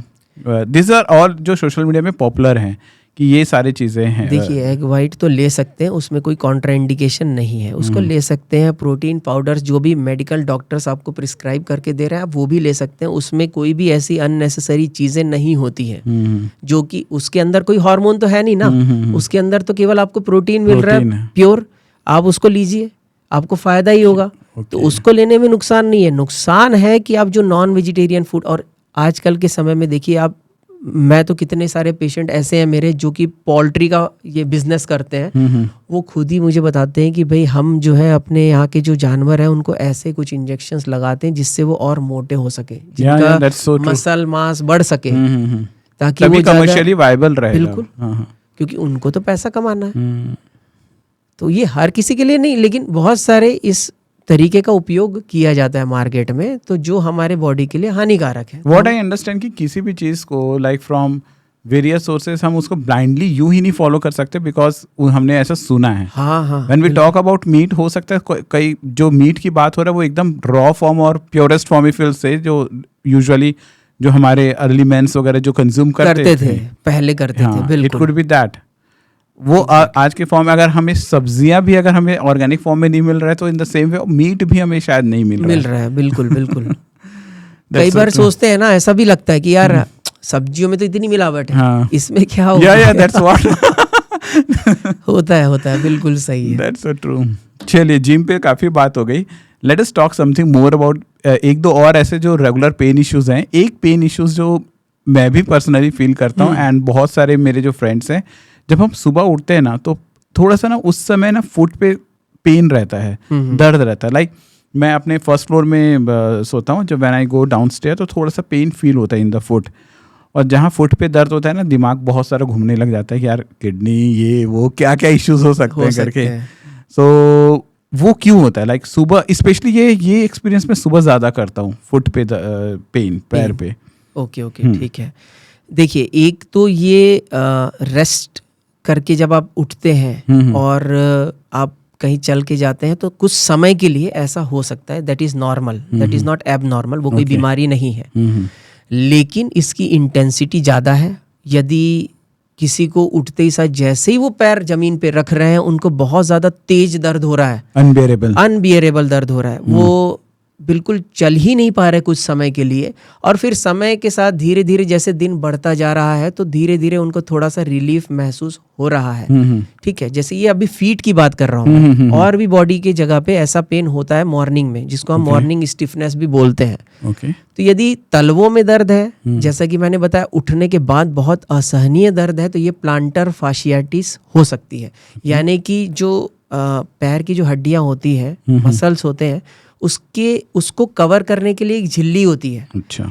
जब हम किसी पैर के हिस्से को ओवर यूज करते हैं, जैसे कि हम बैठ के पोछा लगाते हैं, जैसे कि हम बहुत ज़्यादा दूर दूर तक रोज पैदल चलते हैं, या फिर हमारे जो फुटवेयर है उनका शेप साइज सही नहीं है, तो वहाँ पर इन्फ्लेमेशन हो जाता है. आप निरंतर चल रहे हैं, रेस्ट आप थोड़े समय के लिए ले रहे हैं, और आपका जो फुटवेयर है वो उबड़ खाबड़ है, सही नहीं है. उसकी वजह से वहाँ पे बार बार टॉर्चर होने की वजह से जो झिल्ली होती है वो फट जाती है, और फिर उसके आसपास जो है हमारे इन्फ्लेमेटरी सेल्स जमा हो जाते हैं, जिसकी वजह से क्रोनिक पेन, लंबे समय तक चलने वाला दर्द महसूस होता है, जिसको हम प्लांटर फाशियाटिस बोलते हैं. फाशियाटिस यानी कि इन्फ्लेमेशन ऑफ फीट्स. तो इसमें यदि ऐसा है तो फिर प्लांटर फाशियाटिस है. उसके लिए फिर अपने को उस तरीके से, यानी कि कुछ मेडिसिन्स का, कुछ प्रॉपर एक्सरसाइज का अपने को सहारा लेना पड़ेगा, तब जा कर के वो ठीक होगा. और यदि आप इसको इग्नोर कर देंगे, आप इसको सीरियसली नहीं लेंगे, तो आप देखेंगे कि आने वाले समय में आपका चलना भी मुश्किल हो सकता है. तो ये एक गंभीर समस्या है. इसको लोग बहुत ही कई बार नॉर्मल वे में लेते हैं. खास तौर पे ये उनमें कॉमन है, फीमेल्स में, जो कि हाउस वाइफ है और घर का काम करती है बैठ की, जैसे कि बर्तन धोना, पोछा लगाना, उन लोगों में ये चीज़ बहुत ज़्यादा कॉमन होती है. तो यहाँ पर हमको ज़रूरत है कि यदि अपने को इस प्रकार का कोई लक्षण है तो हमको खुद से इसमें कोई इंटरफेरेंस ना करके सीधा डॉक्टर से सलाह ले लेनी है. लोग नमक पानी, गर्म पानी में पैर डुबो के रखते हैं for this reason. Does it work? हाँ, ये वर्क करता है, ये हेल्पफुल है. लेकिन उससे टेम्पररी रिलीफ मिलता है. बिना मेडिकेशन, बिना प्रॉपर एक्सरसाइज, बिना फुटवेयर चेंज किए ये परमानेंटली ठीक होना इसका मुश्किल है. फुटवेयर एक मेजर इश्यूज हो सकता है ना. टोज पे भी काफी पेन रहता है. जस्ट आई थिंक वो भी फुटवेयर को लेकर हाँ होता है, कंसर्न्ड है. बिल्कुल होता है. यदि आप, जैसे कि अब यहाँ पे दो चीज़ें आती है कि फ्लैट चप्पल और जो है कर्व्ड वाली जो चीज़ें आती, फुटवेयर हो गया, दोनों में से कौन सा इस्तेमाल करें? या मैं तो घर में फ्लैट चप्पल ही पहनता हूँ, या मुझे फ्लैट ही चप्पल पहनने की आदत है, तो क्या वो सही है मेरे लिए? अब देखो, यदि हम अपने पैर का कर्वेचर देखें, है ना, तो वो भी थोड़ा सा कर्व्ड है. यदि भगवान को हमें वैसा बनाना होता तो वो हमें फ्लैट पैर देता, पर भगवान ने भी वहाँ पे कर्वेचर डाला हुआ है. यानी कि हमें ऐसी चीज़ों का, ऐसी चप्पल या ऐसे फुटवेयर का इस्तेमाल करना है जिसमें कुशन लगा हो और थोड़ी सी कर्व्ड हो, ताकि हमारा बैलेंस जो हमारे फुट को चाहिए जब हम चलते हैं तो वो प्रॉपर अलाइनमेंट में चल सके. तो ज़्यादा फ्लैट चीज़ों का इस्तेमाल करना। So you want to say that heeled footwears are better than the flat one? Exactly. और जो औरतें जो बड़ी बड़ी हील्स नहीं, बड़ी बड़ी हील की बात नहीं हो रही है। ओके, बड़ी बड़ी हील की नहीं, यहाँ पे नॉर्मल एक नॉर्मल हील्स है। Exactly. But let us talk about that also, like जो बड़े हील्स पहनकर एक लंबे समय तक जो यूज करते हैं, उनको क्या इश्यूज हो सकती हैं? अरे उनको तो एक तो प्लांटर फाशियाइटिस तो कॉमन ही है उनमें। अच्छा। दूसरा है कि उनको बोन अलाइनमेंट के इशू हो सकते हैं। अच्छा, ठीक है, जैसे कि अपन अभी जैसे मैंने बोला कि भगवान ने जब पैर बनाया है तो उसने थोड़ा सा कर्व डाला है ना। अब फ्लैट तो सही नहीं है, कर्व वाला, लेकिन आप अत्यधिक कर्व ले लेंगे इस तरीके से कि भैया आपकी इतनी बड़ी हिल है और आप उसी पे चल रहे हैं, तो अब क्या होगा कि प्रेशर कहाँ जाएगा? अब आपकी हिप्स पे जाएगा, हिप्स पे जाएगा, और उसके ऊपर क्या है, स्पाइनल कॉर्ड यानी कि स्पाइन पे जाएगा। तो आप जब निरंतर वो हील वाली चप्पल पहन के चल रहे हैं, तो आप ये समझ लीजिए कि हिप का इशू और स्पाइन का इशू होना तय है। स्लिप डिस्क तो कॉमन है, वो तो मतलब आपको यदा कदा कभी भी हो सकती, चलते फिरते हो जाएगी। लेकिन आपको ये गंभीर समस्या हो सकती है कि आपका जो बोन का अलाइनमेंट है, जैसे कि हमारी स्पाइन भी है ना, वो कहीं पे कर्व्ड है, कहीं पे स्ट्रेट है, और उसका कर्वेचर भी अलग अलग है। वो कर्वेचर का लॉस हो जाता है। ओके। तो वो जब लॉस हो जाएगा तो फिर आदमी को चलने में, उठने में, बैठने में, झुकने में, सोने में, हर जगह पे प्रॉब्लम होने लगती है। और वो बोलते हैं कि यार हमें तो ऐसी कोई प्रॉब्लम नहीं थी, हमें ना तो कोई चोट लगी, ना तो हम गिरे। आई थिंक ये वही वाली बात है, जो हम बदन दर्द रहता है या पीठ पे दर्द रहता है हमेशा, तो मैं तो कुछ नहीं कर रहा हूँ, मैं तो कुछ नहीं कर रहा हूँ, still I am facing that problem. So ये छोटी छोटी चीजें हैं, शायद दिस कुड बी रीजन। आपकी वो तो देख लो, फुटवेयर तो देख लो आप जिसको पहन के चल रहे हो, और आप किसको देख के पहन रहे हो? वो जो आपको 5 मिनट के लिए मूवी में दिखता है या दिखती है, आपको अपना कंपैरिजन उससे करके आपने भी वो बड़ी वाली हील वाली चप्पल ले ली, सैंडल ले ली, और अब आपको प्रॉब्लम हो रही है और आप उसको फेस कर रहे हैं। सो इज इट ट्रू कि ये जो हम ब्रांडेड महंगे महंगे जूते जो आती है मार्केट में, so those are really good for our foot? Those are good for our foot, yes. So we should invest on such kind of a thing if it's बिल्कुल। possible. करना ही चाहिए, क्योंकि कोई व्यक्ति यदि आपसे कुछ मतलब महंगी चीज़ है तो उसमें कुछ तो बात है। और मैंने बहुत सारी चीज़ों को एग्जामिन किया है, देखा है, पेशेंट का फीडबैक लिया है, खुद भी उसका प्रयोग किया है, और पाया है कि नहीं, वो जो फुटवेयर्स हैं जो महंगे हैं, जो प्रॉपर जिनका अलाइनमेंट सही है, वो हमारे बॉडी के लिए, हमारी बोन्स के लिए, हमारी मसल्स के लिए, स्पाइन के लिए सही है। आजकल ना मार्केट में एक और काइंड ऑफ शूज़ बिक रही हैं जो हाइट एनहांसमेंट शूज़ रहती हैं। आई मीन उसकी हिल की साइजेस, मतलब overall right from toes to heel वो थोड़ा ऊंचा बनता है जी, सो दैट ओवरऑल उनकी जो हाइट है वो काफ़ी अच्छा दिखे। मैं भी कई बार बड़ा वो होता हूँ उसके तरफ अट्रैक्ट कि यार इनको अगर बिना कुछ किए मेरा अगर ½ इंच और कुछ बढ़ जाए, so what's the loss in that? So does it create impact? अगर कर्वेचर सेम रहते हुए ओवरऑल अगर उसकी हाइट को अगर कोई शूज़ बढ़ा रही है तो फिर कोई बहुत मेजर इशू होने की संभावना नहीं है। और बट ये है कि कोई भी चीज़ जो ज़रूरत से ज़्यादा है उसको हमें तो हमेशा अवॉइड करना चाहिए। आप कुछ समय के लिए ले रहे हैं, यूज़ कर रहे हैं, तो कोई बड़ी बात नहीं कि आप पार्टी में गए, आधे घंटे आपको पहनना है, रोज़ तो पार्टी में जाएंगे नहीं, तो आप उसका इस्तेमाल कर सकते हैं, लेकिन रूटीन में उसको अवॉइड करना चाहिए। That's so true. Okay, and अब बात करते हैं थोड़ा सा लैपटॉप एंड मोबाइल्स को लेकर। बिल्कुल। बिकॉज ये बहुत कंसर्न रहता है। मुझे ऐसा लगता है ना कि ज़्यादा लैपटॉप करेंगे तो इट्स लाइक हमारे उंगलियों पे भी बहुत असर होने लगेगा। इज़ इट ट्रू कि ज़्यादा over usage of laptop and mobile can cause some harm to our fingers? एकदम सही है। अच्छा, 100% वो हमारे फिंगर्स पे, हमारे हैंड पे कॉज करेगा ही करेगा। कैसे करेगा? इस एक बीमारी है जिसको हम बोलते हैं कार्पल टनल सिंड्रोम। ओके। ये जो हमारा हाथ होता है ना, ये यहाँ से नर्व्स जाती है, यहाँ पे सप्लाई करती है। ओके, ठीक है। ये होती है बोन्स जिसको हम बोलते हैं कार्पल बोन्स। ओके। और जहाँ से नर्व जा रही है वो है टनल। ओके। तो अब कार्पल टनल सिंड्रोम होता क्या है कि जब आप निरंतर माउस को इस तरीके से यूज करते हैं, है ना, माउस को आप चला रहे हैं या फिर मोबाइल को पकड़ करके इस तरीके से यूज कर रहे हैं, तो क्या होता है कि यहाँ पे हल्का हल्का प्रेशर पड़ने लगता है। ठीक है। प्रेशर पड़ने की वजह से क्या होता है कि जो बोन्स, ये 2 बोन्स है, इसको कनेक्ट जो करता है, ठीक है, फ्लेक्सर रेटिनाकुलम, ओके, यानी कि एक झिल्ली जिसके नीचे टनल है, वो मोटी होने लगती है।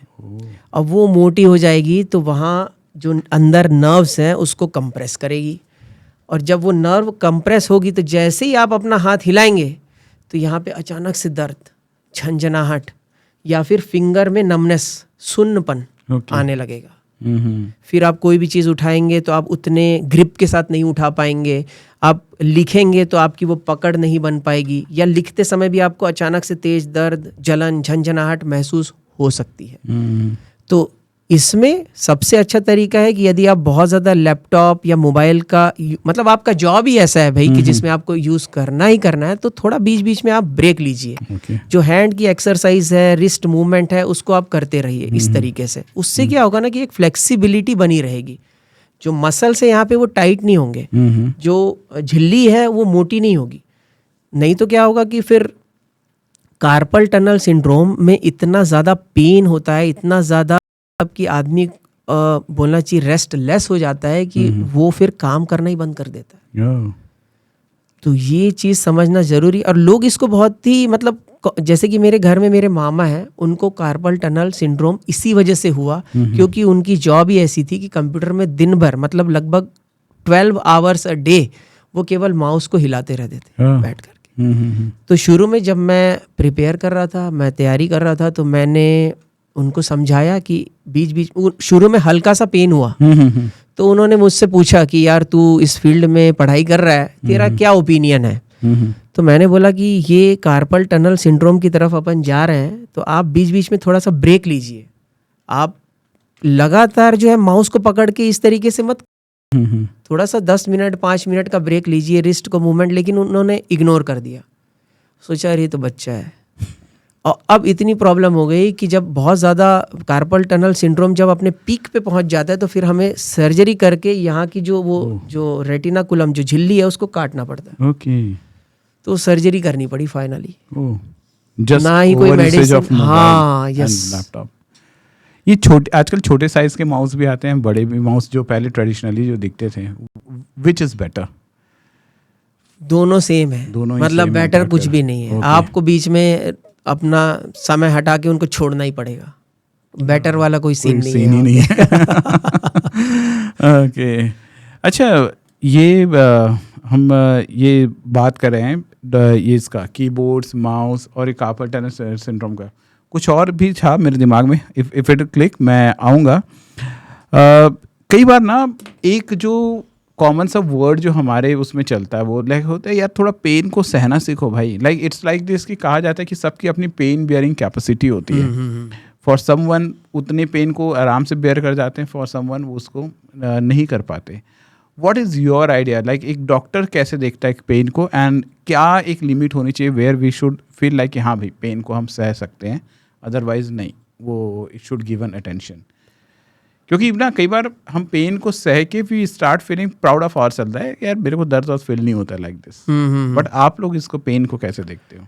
किसी को भी दर्द होगा तो मुझे लगता है कि उसको तो अच्छा नहीं लगेगा, है ना। और दर्द क्यों सहना जब उसको सहने की ज़रूरत ही नहीं है, तो फिर सहना क्यों है? यदि यदा कदा जैसे होता है कि अभी नवरात्र में लोग देवी माता के मंदिर में पैदल चल के जाते हैं, वहाँ वो दर्द सहते हैं, that is bearable, that is normal, चलेगा, करो सहन, भक्ति है तुम्हारी। लेकिन मतलब सब हो गया, नवरात्र चले गए, सारा कुछ हो गया, फिर भी दर्द बना हुआ है, फिर भी प्रेशर बना हुआ है, फिर भी जो है जकड़न बनी हुई है, तो अब आपको क्यों सहना है?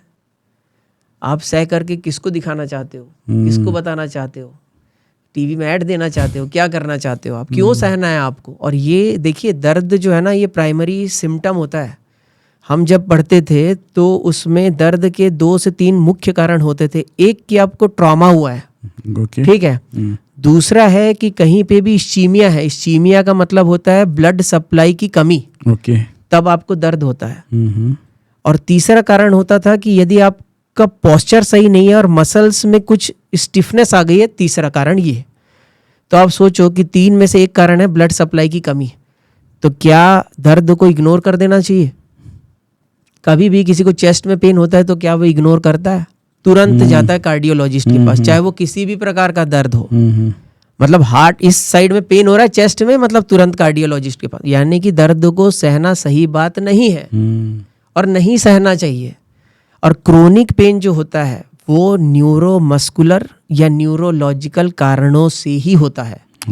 नस में कहीं ना कहीं डैमेज हो रहा होगा, नस कहीं ना कहीं मतलब डिस्ट्रॉय हो रही होगी, या फिर मसल्स में कुछ ना कुछ अंदरूनी तौर पर कोई डैमेज हो रहा होगा, इसीलिए क्रोनिक पेन यानी कि लंबे समय तक दर्द बना हुआ है। और कई बार इसकी वजह होती है विटामिन डी और विटामिन बी की डेफिशिएंसी। ओके। तो इतनी सिंपल कारण से दर्द हो रहा है तो आप उसको इग्नोर क्यों कर रहे हो? क्यों सहना है आपको? आपको डॉक्टर से मिलके इसका सॉल्यूशन ले लेना चाहिए और कारण जान लेना चाहिए कि भाई मुझे यहाँ पर इतने महीनों से दर्द है, अभी ये क्या हो सकता है, आप मुझे बताइए, जो भी करना है आप करिए और इसका जो है मुझे समाधान दीजिए। यदि पेन अभी तो आप सहन कर रहे हैं, बड़ा अच्छा लग रहा है जो भी कर रहे हैं, जब ये 3 महीने 4 महीने के बाद इतना सीवियर हो जाएगा कि आप अपनी डेली रूटीन एक्टिविटीज़ नहीं कर पाएंगे, तो फिर आप क्या करेंगे? और कई बार ऐसा होता है कि नर्व डैमेज परमानेंट हो जाता है कि भाई नर्व जो है वो परमानेंटली डैमेज हो गई, अब कुछ नहीं हो सकता, अब ये दर्द आपको सहना पड़ेगा। अब इसके लिए जो आपको इंजेक्शंस लगाने पड़ेंगे पेन किलर के। तो उस स्थिति में अपन जाए ही क्यों, जब हम उससे पहले ही अपने आप को रिकवर कर सकते हैं, इस प्रॉब्लम से छुटकारा पा सकते हैं। आपने एक बहुत अच्छी बात बोला, विटामिन डी, एंड आजकल मैग्नीशियम इंटेक्स की भी बहुत बात होती है। Does it also impact our overall this neurological health? Exactly, बिल्कुल। मैग्नीशियम का बहुत बड़ा रोल है और अभी इस पे रिसर्च कंटिन्यूअसली चले ही जा रही है।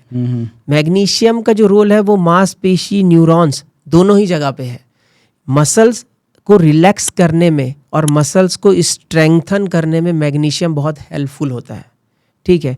न्यूरॉन्स की जो फंक्शनिंग होती है, यानी कि जो न्यूरॉन्स के अंदर जो भी वोल्टेज जनरेट होता है, न्यूरॉन्स की जो भी फंक्शनिंग होती है, उसको मैनेज करने का काम मैग्नीशियम का होता है। तो ये बहुत इंपॉर्टेंट चीज़ है मैग्नीशियम तो आज के समय में। लेकिन हाँ, उसका ओवर यूज़ करना फिर सही नहीं है। वो फिर आपकी चीज़ों को सही करने की जगह वो आप चीज़ों को डैमेज भी कर सकता है। जी, सो ट्रू। कुछ स्पेसिफिक, अब मैं जो कंसेप्ट है, अभी तक हम लोग जो है जो यंगर एज हैं उनको टारगेट लेकर हम बात कर रहे थे, अब मैं एल्डरलीज पर बात करना चाहूँगा। बिकॉज हम लोग न्यूरोलॉजी की बात करते हैं तो मुझे ऐसा समझ में आता है कि एट अ टाइम न्यूरोलॉजी जो है, लाइक जैसा एजिंग होता है इसके प्रॉब्लम्स ज़्यादा एग्रवेट होना शुरू होते हैं। बिल्कुल। एंड बहुत सारे इश्यूज दिमाग में आता है। नंबर 1 इज़ लाइक पैरालिसिस, जिसके बारे में हम बहुत देखते हैं कि जो हमारे एल्डरली होते हैं तो वो सडनली उनको पैरालिसिस हो जाता है एंड फिर एक कम्प्लीटली वो डिसेबल हो जाते हैं। अच्छा, पैरालिसिस पे भी बहुत सारे नोशंस हैं कि कई लोगों का ये मानना है कि वो परमानेंटली डिसेबल हो गए हैं, कई कहते हैं कि रिकवर कर जाते हैं।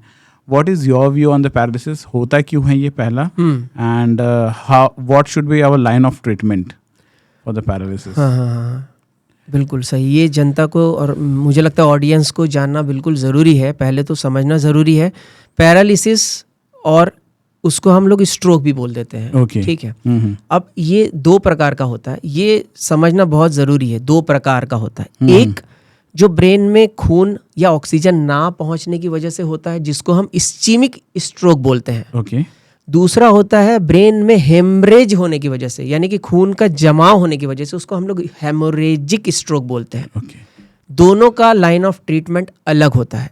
अब पहले मैं यहाँ पर ना एक पेशेंट का एग्जांपल देना चाहूँगा जो कुछ दिन पहले मेरे पास आए थे। पेशेंट की एज होगी लगभग 45 to 50 के बीच में। ठीक है। वो काम कर रहे थे और अचानक से एक साइड उनका वीक हो गया। No history of hypertension, no history of diabetes, no history of any alcohol और एनी सब्सटेंस यूज। तो वो मेरे पास आए कि ये काम कर रहे थे और अचानक से एक साइड पर इनको कमजोरी महसूस होने लगी।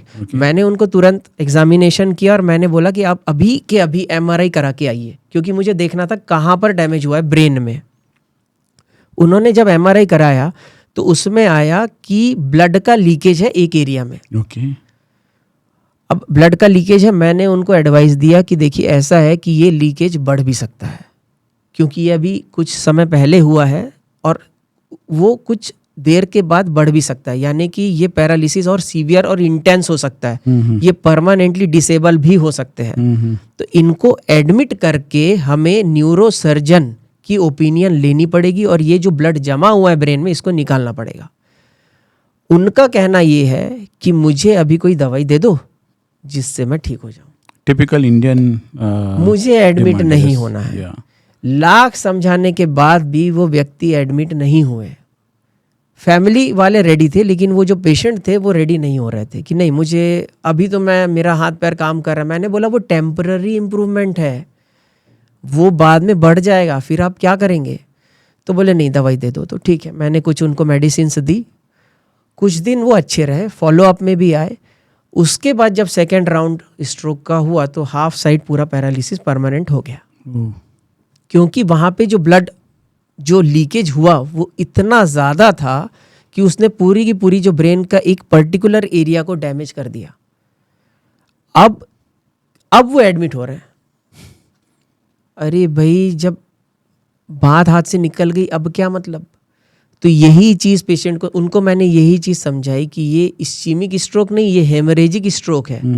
इस्चीमिक स्ट्रोक का ट्रीटमेंट जो है वो मेडिसिन से किया जा सकता है। Okay. उसमें आप नहीं भी एडमिट होते तो उसमें कोई बहुत बड़ा रिस्क फैक्टर उतना नहीं होता है। लेकिन जब हेमरेजिक स्ट्रोक की बात आती है तो पेशेंट को एडमिट करना एकदम यूटमोस्ट इम्पॉर्टेंट होता है। आई थिंक हेमरेजिक स्ट्रोक फिर सबसे ज़्यादा लाइफ थ्रेटनिंग डेंजरस होता है, और वही चीज़ उनके साथ हुई। और यहीं पे इस्चीमिक स्ट्रोक की जैसे हम बात करते हैं तो उसमें एक पर्टिकुलर एरिया में खून ना पहुंचने की वजह से या ऑक्सीजन की सप्लाई ना होने की वजह से कुछ समय के लिए जो ब्रेन का एरिया होता है वो सुन्न हो जाता है या पैरालाइज्ड हो जाता है, जो कि रिवर्सिबल हो सकता है। उसको रिवर्स किया जा सकता है यदि हम उस एरिया की ब्लड सप्लाई बढ़ा दें, जो है ब्लड थिनर्स जैसे कि एस्पिरिन वगैरह की टैबलेट दे दें, है ना, पेशेंट की रिकवरी फास्ट हो सकती है। इसके साथ साथ हम जो फिजियोथेरेपिस्ट हैं उनका भी सहारा लेते हैं, तो ये इस्चीमिक स्ट्रोक की कंडीशन बहुत हद तक रिवर्सिबल हो सकती है। लेकिन यदि हेमोरेजिक स्ट्रोक है तो ये बहुत ही गंभीर मसला होता है। इसमें हमें टेम्पररी ट्रीटमेंट नहीं करवाना चाहिए कभी भी। तो ये थोड़ा सोचने वाली बात है। और इसमें भी अब स्ट्रोक एक तो दो प्रकार के हो गए, अभी मैंने बताया। अब स्ट्रोक में भी एक होता है टेम्पररी, जिसको हम ट्रांजिएंट इस्चीमिक अटैक बोलते हैं। यानी कि कुछ पर्टिकुलर समय के लिए ब्लड दिमाग के एरिया में नहीं जा पाया, उसकी वजह से लकवे के सिम्टम्स आए और ठीक भी हो गए। ये ट्रांजिएंट होता है, इसका नाम ही है ट्रांजिएंट इस्चीमिक अटैक, जो कि पूरी तरीके से 101% रिकवर हो सकता है। और एक होता है कि भाई स्ट्रोक हो गया, अब स्ट्रोक हो गया तो अब उसकी रिकवरी में टाइम लगेगा। तो जो ट्रांजिएंट इस्चीमिक अटैक होता है, जिसकी वजह से कुछ समय के लिए लकवे के लक्षण आते हैं, ये पूरी तरीके से ठीक हो सकता है। लेकिन यदि किसी को स्ट्रोक हो ही गया है तो उसकी इस्चीमिक है तो रिकवरी में टाइम लगेगा। हेमरेजिक है तो अभी कुछ बताया नहीं जा सकता कि क्या कैसे होगा। तो ये हेमरेजिक पे कोई चांसेस होते हैं रिकवर होने के? हाँ, रिकवरी के चांसेस होते हैं। जितना जल्दी पेशेंट जो है हमारे पास आता है, मतलब डॉक्टर के पास आता है और वो डायग्नोस कर लेते हैं कि ये हेमरेजिक स्ट्रोक है, और उसको जो है न्यूरोसर्जन ऑपरेट करके ब्लड को बाहर निकाल लेते हैं, तो यस, रिकवरी इज पॉसिबल। और कई ऐसे पेशेंट्स हैं जिनकी रिकवरी हुई है। पर टाइम की बहुत इंपॉर्टेंट है यहाँ पर। In the case of stroke यहाँ पर एक निमोनिक भी है हमारा, बी फास्ट। जब भी किसी को ये वाले सिम्टम्स नजर आते हैं तो उनको फास्ट एक्ट करना है। लाइक अर्ली सिम्टम्स क्या हो सकते हैं where one should be alert? Like जो भी ये देख रहे हैं, and if they are nursing the adults, elderly, and how common ये मतलब ये कौन से एज से ज़्यादा कॉमन हो जाता है? पहले तो ये मुझे ये जानना है, लाइक 40s, 50s या 60s सबसे ज़्यादा प्रोमिनेंट पैरालिसिस के केसेस कहाँ पर से दिखना शुरू होते हैं? ज़्यादातर केसेस ओल्ड एज में ही दिखते हैं। उन लोगों में कॉमन है जिनको हाइपरटेंशन, डायबिटीज़ की हिस्ट्री है, इनमें कॉमन है। 40 प्लस के एज ग्रुप में तो मतलब ज़्यादा होने की संभावना उसी समय ज़्यादा है, लेकिन किसी भी व्यक्ति को हो सकता है, किसी भी व्यक्ति को हो सकता है। अब सिम्टम्स में ये है कि कोई व्यक्ति को अचानक बोलने में दिक्कत होने लगे कि वो बोल ही नहीं पा रहे। अच्छा। कोई व्यक्ति को देखने में प्रॉब्लम हो रही है कि वो अचानक से उनका विजन चला गया, देख नहीं पा रहे, एक साइड का या दोनों साइड का।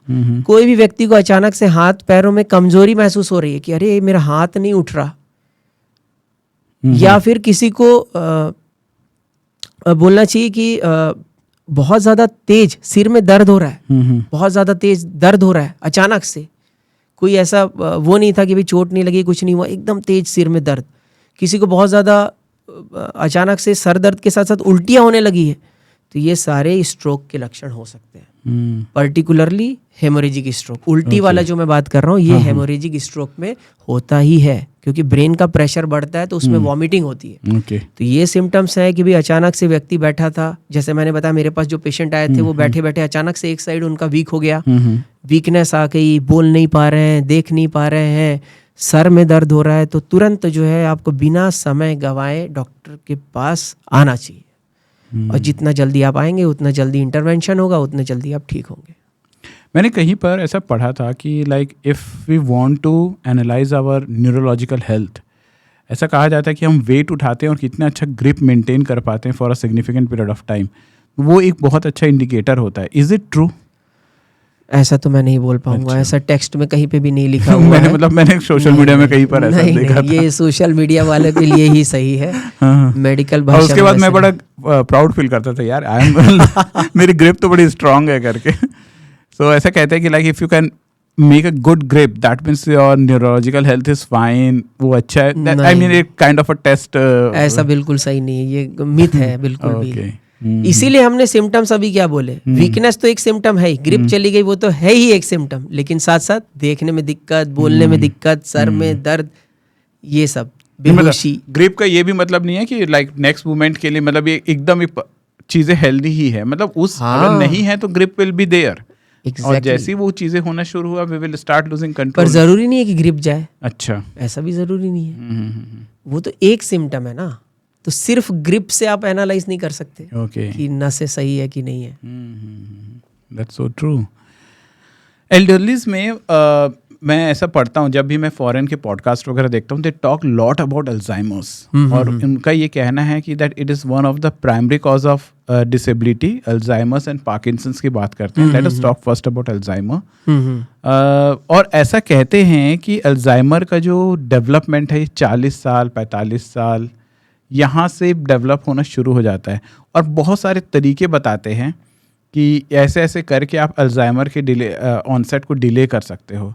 Like I want to know कि इंडिया में अल्जाइमर कितना कॉमन है, इसके क्या क्या मतलब लाइफ में सिग्निफिकेंट क्या क्या इम्पैक्ट पड़ते हैं, and then we will also talk about some control measures.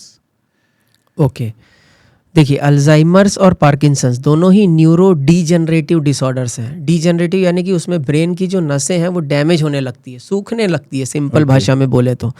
अब जैसे हम बुढ़ापे में सठियाना बोलते हैं, उसी को आप इंग्लिश में अल्जाइमर्स बोल दीजिए, उसी को अल्जाइमर्स बोलते हैं। और बहुत कॉमन है, बहुत बहुत बहुत कॉमन है इंडिया में, इवन हमारे छत्तीसगढ़ में भी बहुत पेशेंट्स आते हैं। अब लेकिन दोनों में डिफरेंस है। अल्जाइमर्स की जब हम बात करते हैं तो जैसा आपने एज ग्रुप बताया बिल्कुल सही है, 40 प्लस में ये 40-50 के बीच में स्टार्ट होना शुरू हो जाता है। कई बार उस समय वो पूरा डेवलप भी हो जाता है। ओके, ठीक है, यदि फैमिली में किसी को हिस्ट्री है, बॉडी में ऐसे कोई जीन्स है, तो उससे वो 40-50 में पूरा डेवलप भी हो जाता है, पूरे सिम्टम्स आ जाते हैं। अब क्योंकि ये बुढ़ापे की बीमारी है, जैसे हमने इसको सठियाने से नाम दिया था, सठियाना मतलब होता है भूल जाना।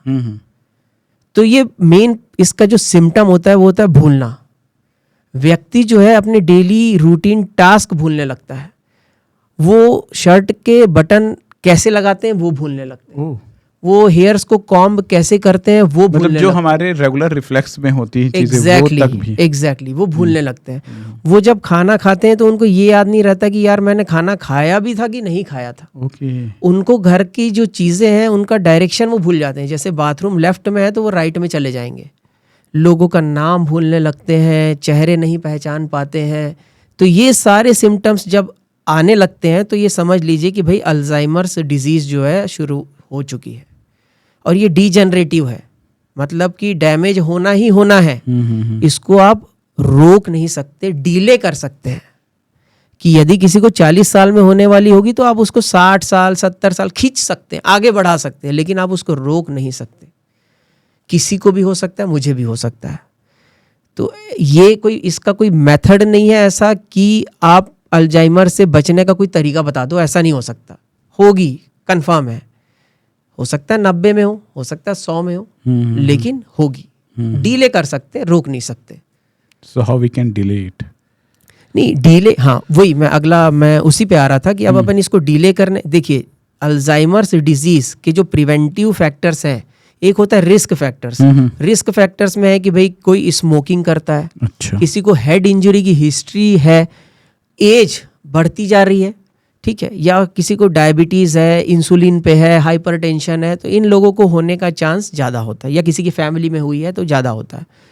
प्रोटेक्टिव फैक्टर्स का जो इसमें इन्वॉल्वमेंट है वो ये है कि यदि आप अपने आप को मेंटली और फिजिकली फिट रखते हैं, एक्टिव रखते हैं, तो आपको अल्जाइमर्स डिजीज़ को आप डीले कर सकते हैं। ठीक है, आप हेल्दी फूड लेते हैं, आप अल्जाइमर्स को डीले कर सकते हैं। जैसे कि रॉ फूड, जैसे फिर से मैंने बोला, यदि आप फ्रूट्स का ज़्यादा सेवन करते हैं तो हमारे पेट के जो बैक्टीरिया हैं वो कुछ केमिकल्स बनाते हैं जो हमारे ब्रेन और बॉडी के लिए हेल्दी होते हैं, उससे हम अल्जाइमर्स को डीले कर सकते हैं। तो अपने आप को आप फिजिकली एक्टिव रखिए, मेंटली एक्टिव रखिए, यानी कि कुछ ना कुछ सीखते रहिए, कुछ ना कुछ पढ़ते रहिए, नई नई चीज़ें सीखिए। जैसे कि लोग जो है कई बार लैंग्वेज सीखते हैं, रिटायर हो गए, क्या करें, लैंग्वेज सीखते हैं। कोई स्पेनिश सीख रहा है, कोई चाइनीज सीख रहा है, they are keeping themselves mentally active. मैंने वर्ड सुना था न्यूरल पाथवे, तो कहते हैं कि जब नए स्किल्स सीखते हैं तो हाँ डेवलप होता है। एग्जैक्टली अभी हमने बात की कि अल्जाइमर्स न्यूरो डिजेनरेटिव डिसऑर्डर है, न्यूरॉन्स डिजेनरेट होते हैं। तो जब हम ये स्किल्स सीखते हैं तो नए न्यूरॉन्स रीजेनरेट भी तो होते हैं। ओके, तो हम जो लॉस हो रहा है उसको कंपनसेट कर रहे हैं ना। So true. और यदि ये सब भी नहीं कर सकते तो आप केवल वो जो सुडोकू वाला गेम होता है आप वही कर लीजिए। आप वो भी नहीं कर सकते तो आप एक काम करिए कि आप घर के आसपास कोई मंदिर हो या कोई एक लोकेशन फिक्स कर लीजिए, आप उस जगह पर हर दिन नए रास्ते से जाइए। वाह, this is one of the methods to improve your cognitive skills, to improve your cognition. Simplest method, इसके ऊपर रिसर्च भी हुई थी कि भाई जो ऑटो चलाते हैं और जो बस चलाते हैं, ज्यादा अच्छी बुद्धि किसकी है? ऑटो वालों की, because they navigate small pathways and they always take different ways routes. और बस वालों का तो फिक्स है, एक ही जगह से जाना है। तो ये सिंपलेस्ट मेथड है, लेकिन हाँ कुछ ना कुछ नई चीज सीखिए, कुछ ना कुछ पढ़ते रहिए। इससे आपका जो मेमोरी है, जो कॉग्निशन है, जो न्यूरल पाथवेज हैं, वो हमेशा तरोताज़ा रहेंगे। मेंटली नहीं, फिजिकली भी आपको फिट रहना। आधे घंटे की वॉकिंग करिए, मोर देन इनफ। ओल्ड एज में मैं ये तो नहीं बोलता कि जिम जाओ, लेकिन आधे घंटे की आप वॉक करते हैं per day, more than enough. जी या सो इसीलिए मैंने कोई रिसर्च ऐसा पढ़ा था, वो कहते हैं कि जब जैसे इंडिया में लोग जब 60-62 में रिटायर होते हैं तब तक तो काफ़ी फिट लगते हैं, बट जैसे ही वो रिटायर हो जाते हैं तो उनकी हेल्थ ना बहुत तेज़ी से गिरती है, जो ओवरऑल जो उनकी वेलबींग है। So this could be one of the thing कि अब वो नए चीज़ें करना, चैलेंज लेना, माइंड को यूज़ करना बंद कर देते हैं। एग्जैक्टली और ये जितनी भी चीज़ें इन पे सारों पे रिसर्च हुई है, तभी वो जो है टेक्स्ट बुक्स में आती है कि आप ये करते हैं तो आप हेल्दी रहेंगे। ऐसा one should never retire from the work. Exactly. That's so cool, sir. And what about Parkinson? Does it also have the similar role, like उसको handle करने के लिए? और पार्किंसंस में क्या प्रॉब्लम? अल्जाइमर्स में तो जैसे हमने मेमोरी फॉरगेटफुलनेस की है, तो पार्किंसंस की क्या इश्यूज होती हैं? पार्किंसंस जो है ना वो थोड़ा सा ज़्यादा डिसेबलिंग वाली डिसीज़ होती है। पेशेंट उसमें बहुत ज़्यादा फ्रस्ट्रेट हो जाते हैं क्योंकि उसमें बॉडी के मूवमेंट्स स्लो हो जाते हैं। ठीक है, अब इसमें दोनों, जैसे अल्जाइमर्स में जो ब्रेन का बाहरी हिस्सा होता है कॉर्टेक्स, वो श्रिंक होने लगता है, एट्रोफी होने लगती है। और पार्किंसंस में ब्रेन का जो अंदर का हिस्सा है, मतलब कि जो सब कॉर्टिकल ब्रेन होता है, वहाँ पे एट्रोफी होने लगती है।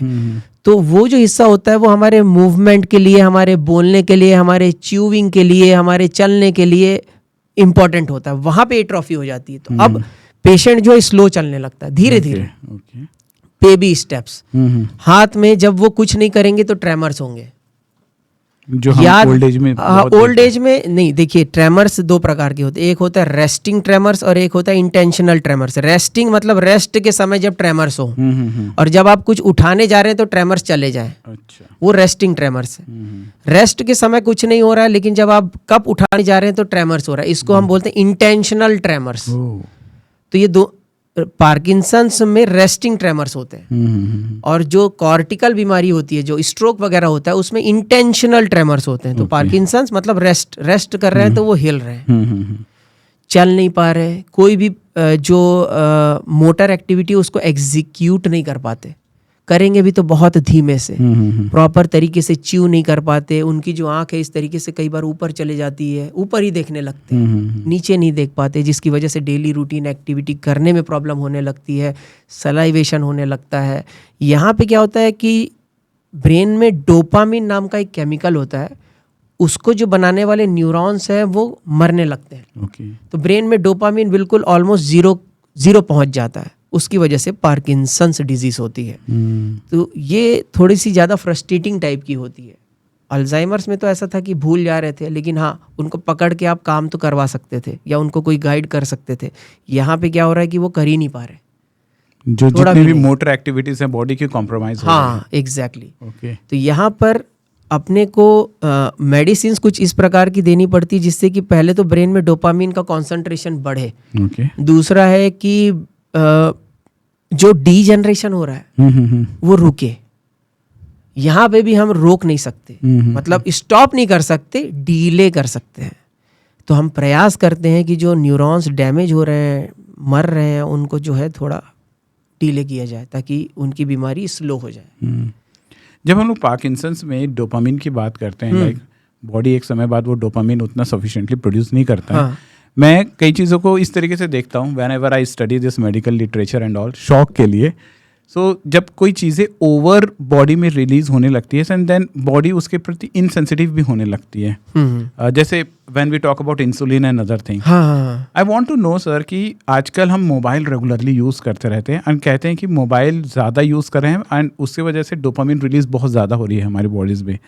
आई जस्ट वांट टू नो कि कोई ऐसा कोरिलेशन स्टडीड है या रिसर्च है कि जब हम ज़्यादा हाइपर डोपामिन एक्टिविटी में रहेंगे during our youth, it can adversely impact our old age या elderly age. Is it something like this? कुछ स्टडीज वगैरह है इस? नहीं, इस पे स्टडीज अभी चल रही हैं, ऐसा एग्जैक्टली तो बोलना पॉसिबल नहीं होगा, लेकिन देखिए ये इसमें क्या हो रहा है ना कि मोबाइल एडिक्शन की जब हम बात करते हैं तो क्यों एडिक्शन आपका, आप मोबाइल देख रहे हैं उससे आपको एक किक मिल रहा है। आपने कोई एक रील देखी जिसमें कोई कॉमेडी वीडियो था या कोई इंटरेस्टिंग चीज थी, उससे आपको किक मिला, फिर आप दूसरी रील पे गए कि यार वो वाला तो मैंने एक्सपीरियंस कर लिया, अब दूसरा, तीसरा, चौथा, पांचवा, आप वो करते जाए। अब उससे क्या हो रहा है ना, अभी तो डोपामिन आपका हो रहा है, किक मिल रही है आपको, लेकिन एक समय के बाद क्या होगा ना कि आप बिल्कुल जीरो न्यूट्रल हो जाएंगे। ओके। कि ब्रेन ने सारे किक ले लिए पहले ही, अब उसके पास कुछ बचा ही नहीं है। तो आप जो एक वो जो व्यक्ति होता है ना, जो जिसको कोई जीवन में मतलब नीरस सा, बिल्कुल एकदम न्यूट्रल, कोई फर्क ही नहीं पड़ता। एंड एक्चुअली ये जो आप कह रहे हैं ना, this has become a reality. हम अगर यूट्यूब में सर्च करेंगे, people are searching the word that why life is becoming so boring. Exactly. They are not even enjoying this social media now. Social media में कोई भी चीज़ आपको enjoyful नहीं लग रहा है। तो कई लोग कह रहे हैं कि इसको वापस फिक्स करने का एक तरीका होता है कि इस तरीके जो टॉक है, रादर देन विजुअल, इसको ऑडियो में सुनो और लंबे लंबे टॉक सुनो, ताकि ये जो आपकी जो हाइपर एक्टिविटी जो हम शॉर्ट्स और रील्स देख करके जो बना रहे हैं, जो हो चुकी है हमारी बॉडी, उससे डी रिलैक्स होने लगे। मतलब वो एक नॉर्मल फिक्स तरीके से हो सकता है इसमें। बिल्कुल सही है। मैंने कई अपने रिलेटिव में देखा है, कुछ बच्चे हैं 2 साल के 3 साल के, and they can not stay without mobile. मतलब वो, मुझे आई डोंट थिंक कि उनके पेरेंट को वो चीज़ समझ आता है कि नहीं आता है, बट मैं देख रहा हूँ कि वो बहुत ज़्यादा हाइपर स्टिमुलेट हो चुके हैं। आई वॉन्ट टू नो कि अगर वैसे बच्चों के हम ब्रेन स्कैन करें तो क्या फिजियोलॉजिकल लेवल में भी उनकी ब्रेन चेंजेस दिखाता है क्या, ऐसा कुछ like any kind of an study और समथिंग जहाँ पर hyper usage of mobile, over usage of mobile ने ब्रेन को एडवर्सली इम्पैक्ट किया गया हो, ओवरऑल मॉर्फोलॉजी या फिजियोलॉजी या किसी भी लेवल पर? नहीं, देखिए इसमें कुछ स्टडीज़ तो हैं जिसमें आप बोल रहे हैं कि ओवर यूज़ ऑफ मोबाइल से क्या हो रहा है ना, कि ये जो डोपामिन का जो पाथवे है वो कहीं ना कहीं मतलब कि डैमेज हो रहा है, जो अभी हम बात कर रहे थे। लेकिन ये वो वाला पाथवे नहीं है जो पार्किंसंस में यूज़ होता है। ये वो वाला पाथवे है जो हम एडिक्शन में देखते हैं, जो जिसकी वजह से लोग एडिक्ट हो जाते हैं। ये वो वाला पाथवे वहाँ पर जहाँ से हमारा हम कोई भी चीज़ को एक्सपीरियंस लेते हैं जो हमें अच्छा फील कराती है, वो वाला जो पाथवे है वो कहीं ना कहीं उसमें एट्रॉफी नज़र आ रही है, उसमें जो है कहीं ना कहीं श्रिंकेज नज़र आ रहा है, जिससे कि ये संभावना है कि आने वाले समय में ये जो व्यक्ति जो बहुत ज़्यादा मोबाइल का प्रयोग कर रहा था, ये मतलब इसको ए मोटिवेशन सिंड्रोम हो सकता है। यानी कि ये लाइफ के हर पर्पस से डीमोटिवेट हो जाएंगे। इनको किसी भी चीज़ को करने का कोई मोटिवेशन इनके लाइफ में नहीं रहेगा, चाहे फिर वो मोबाइल का इस्तेमाल ही क्यों ना हो। वो मोबाइल भी छोड़ देंगे, वो लोगों से बात करना भी छोड़ देंगे, वो पढ़ना भी छोड़ देंगे, उनको ना ही कोई पैसे कमाने की ललक रहेगी, कुछ नहीं, न्यूट्रल हो गए, जीरो एकदम। ऐसा हो सकता है, अभी इस पे रिसर्च चल रही है। आपने वर्स्ट केस क्या देखा है मोबाइल एडिक्शंस के? मोबाइल एडिक्शंस का मैंने वर्स्ट केस तो मैंने ये देखा है कि जो बच्चा जिसकी बर्थ हिस्ट्री नॉर्मल थी, जिसको पहले उसके फैमिली की में भी कोई किसी को कोई हिस्ट्री नहीं थी, पेरेंट्स ने मोबाइल थमाया ताकि हम काम कर रहे हैं तो तू इसको बैठ के देख। उसकी वजह से वो बच्चा एक समय के बाद उसको DMDD disruptive mood dysregulation disorder develop हो गया। यानी कि उसमें वो बच्चा आक्रामक हिंसक होने लगा। जैसे ही उससे मोबाइल ले लिया जाता था, वो घर का कोई जो भी सामान उसको सामने नजर आता था उसको तोड़ देता था, या फिर बड़ों के साथ हुज्जत करने लगता था, उनके साथ मिसबिहेव करने लगता था। और ये सिलसिला लगभग 2-3 साल तक चला। उसको फिर मोबाइल दे दिया जाता था क्योंकि वो सामान तोड़ रहा है। ये 2-3 साल तक चला। फिर उसके बाद जब वो मेरे पास आए, मैंने उनको बहुत सारी काउंसलिंग की, उनको तरीके सिखाए कि बच्चों को किस तरीके से हैंडल किया जाता है, किस तरीके से मोबाइल से उनको दूर किया जाता है। तब जाके वो लड़का नेक्स्ट 2 to 3 years में कुछ हद तक ठीक हुआ। तो मतलब ऐसी चीजें सामने आ रही है कि जो आप एक्सपेक्ट नहीं कर सकते। दिस इज सो इम्पोर्टेंट, इस चीज को समझना कि ये कितना विकराल रूप ले सकता है। बिल्कुल। और पर इसमें गलती मैं बोलूंगा पेरेंट्स की। यस उन्होंने मोबाइल क्यों दिया?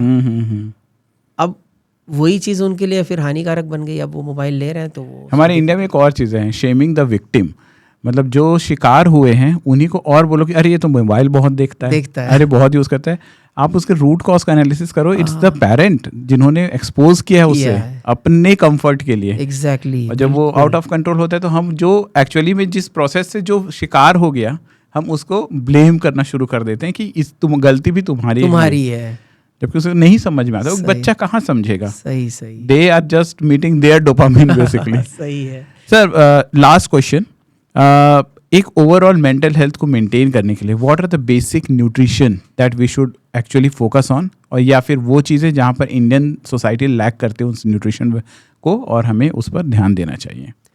देखिए, न्यूट्रिशन की यदि बात करें तो ऐसे तो बहुत निकल के आएंगे, लेकिन ऐसा जो आप अपने घर पे रह के कर सकते हैं।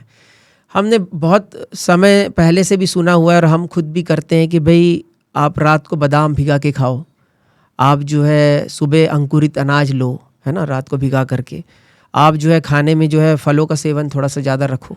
यही चीज़ सबसे इम्पोर्टेंट है।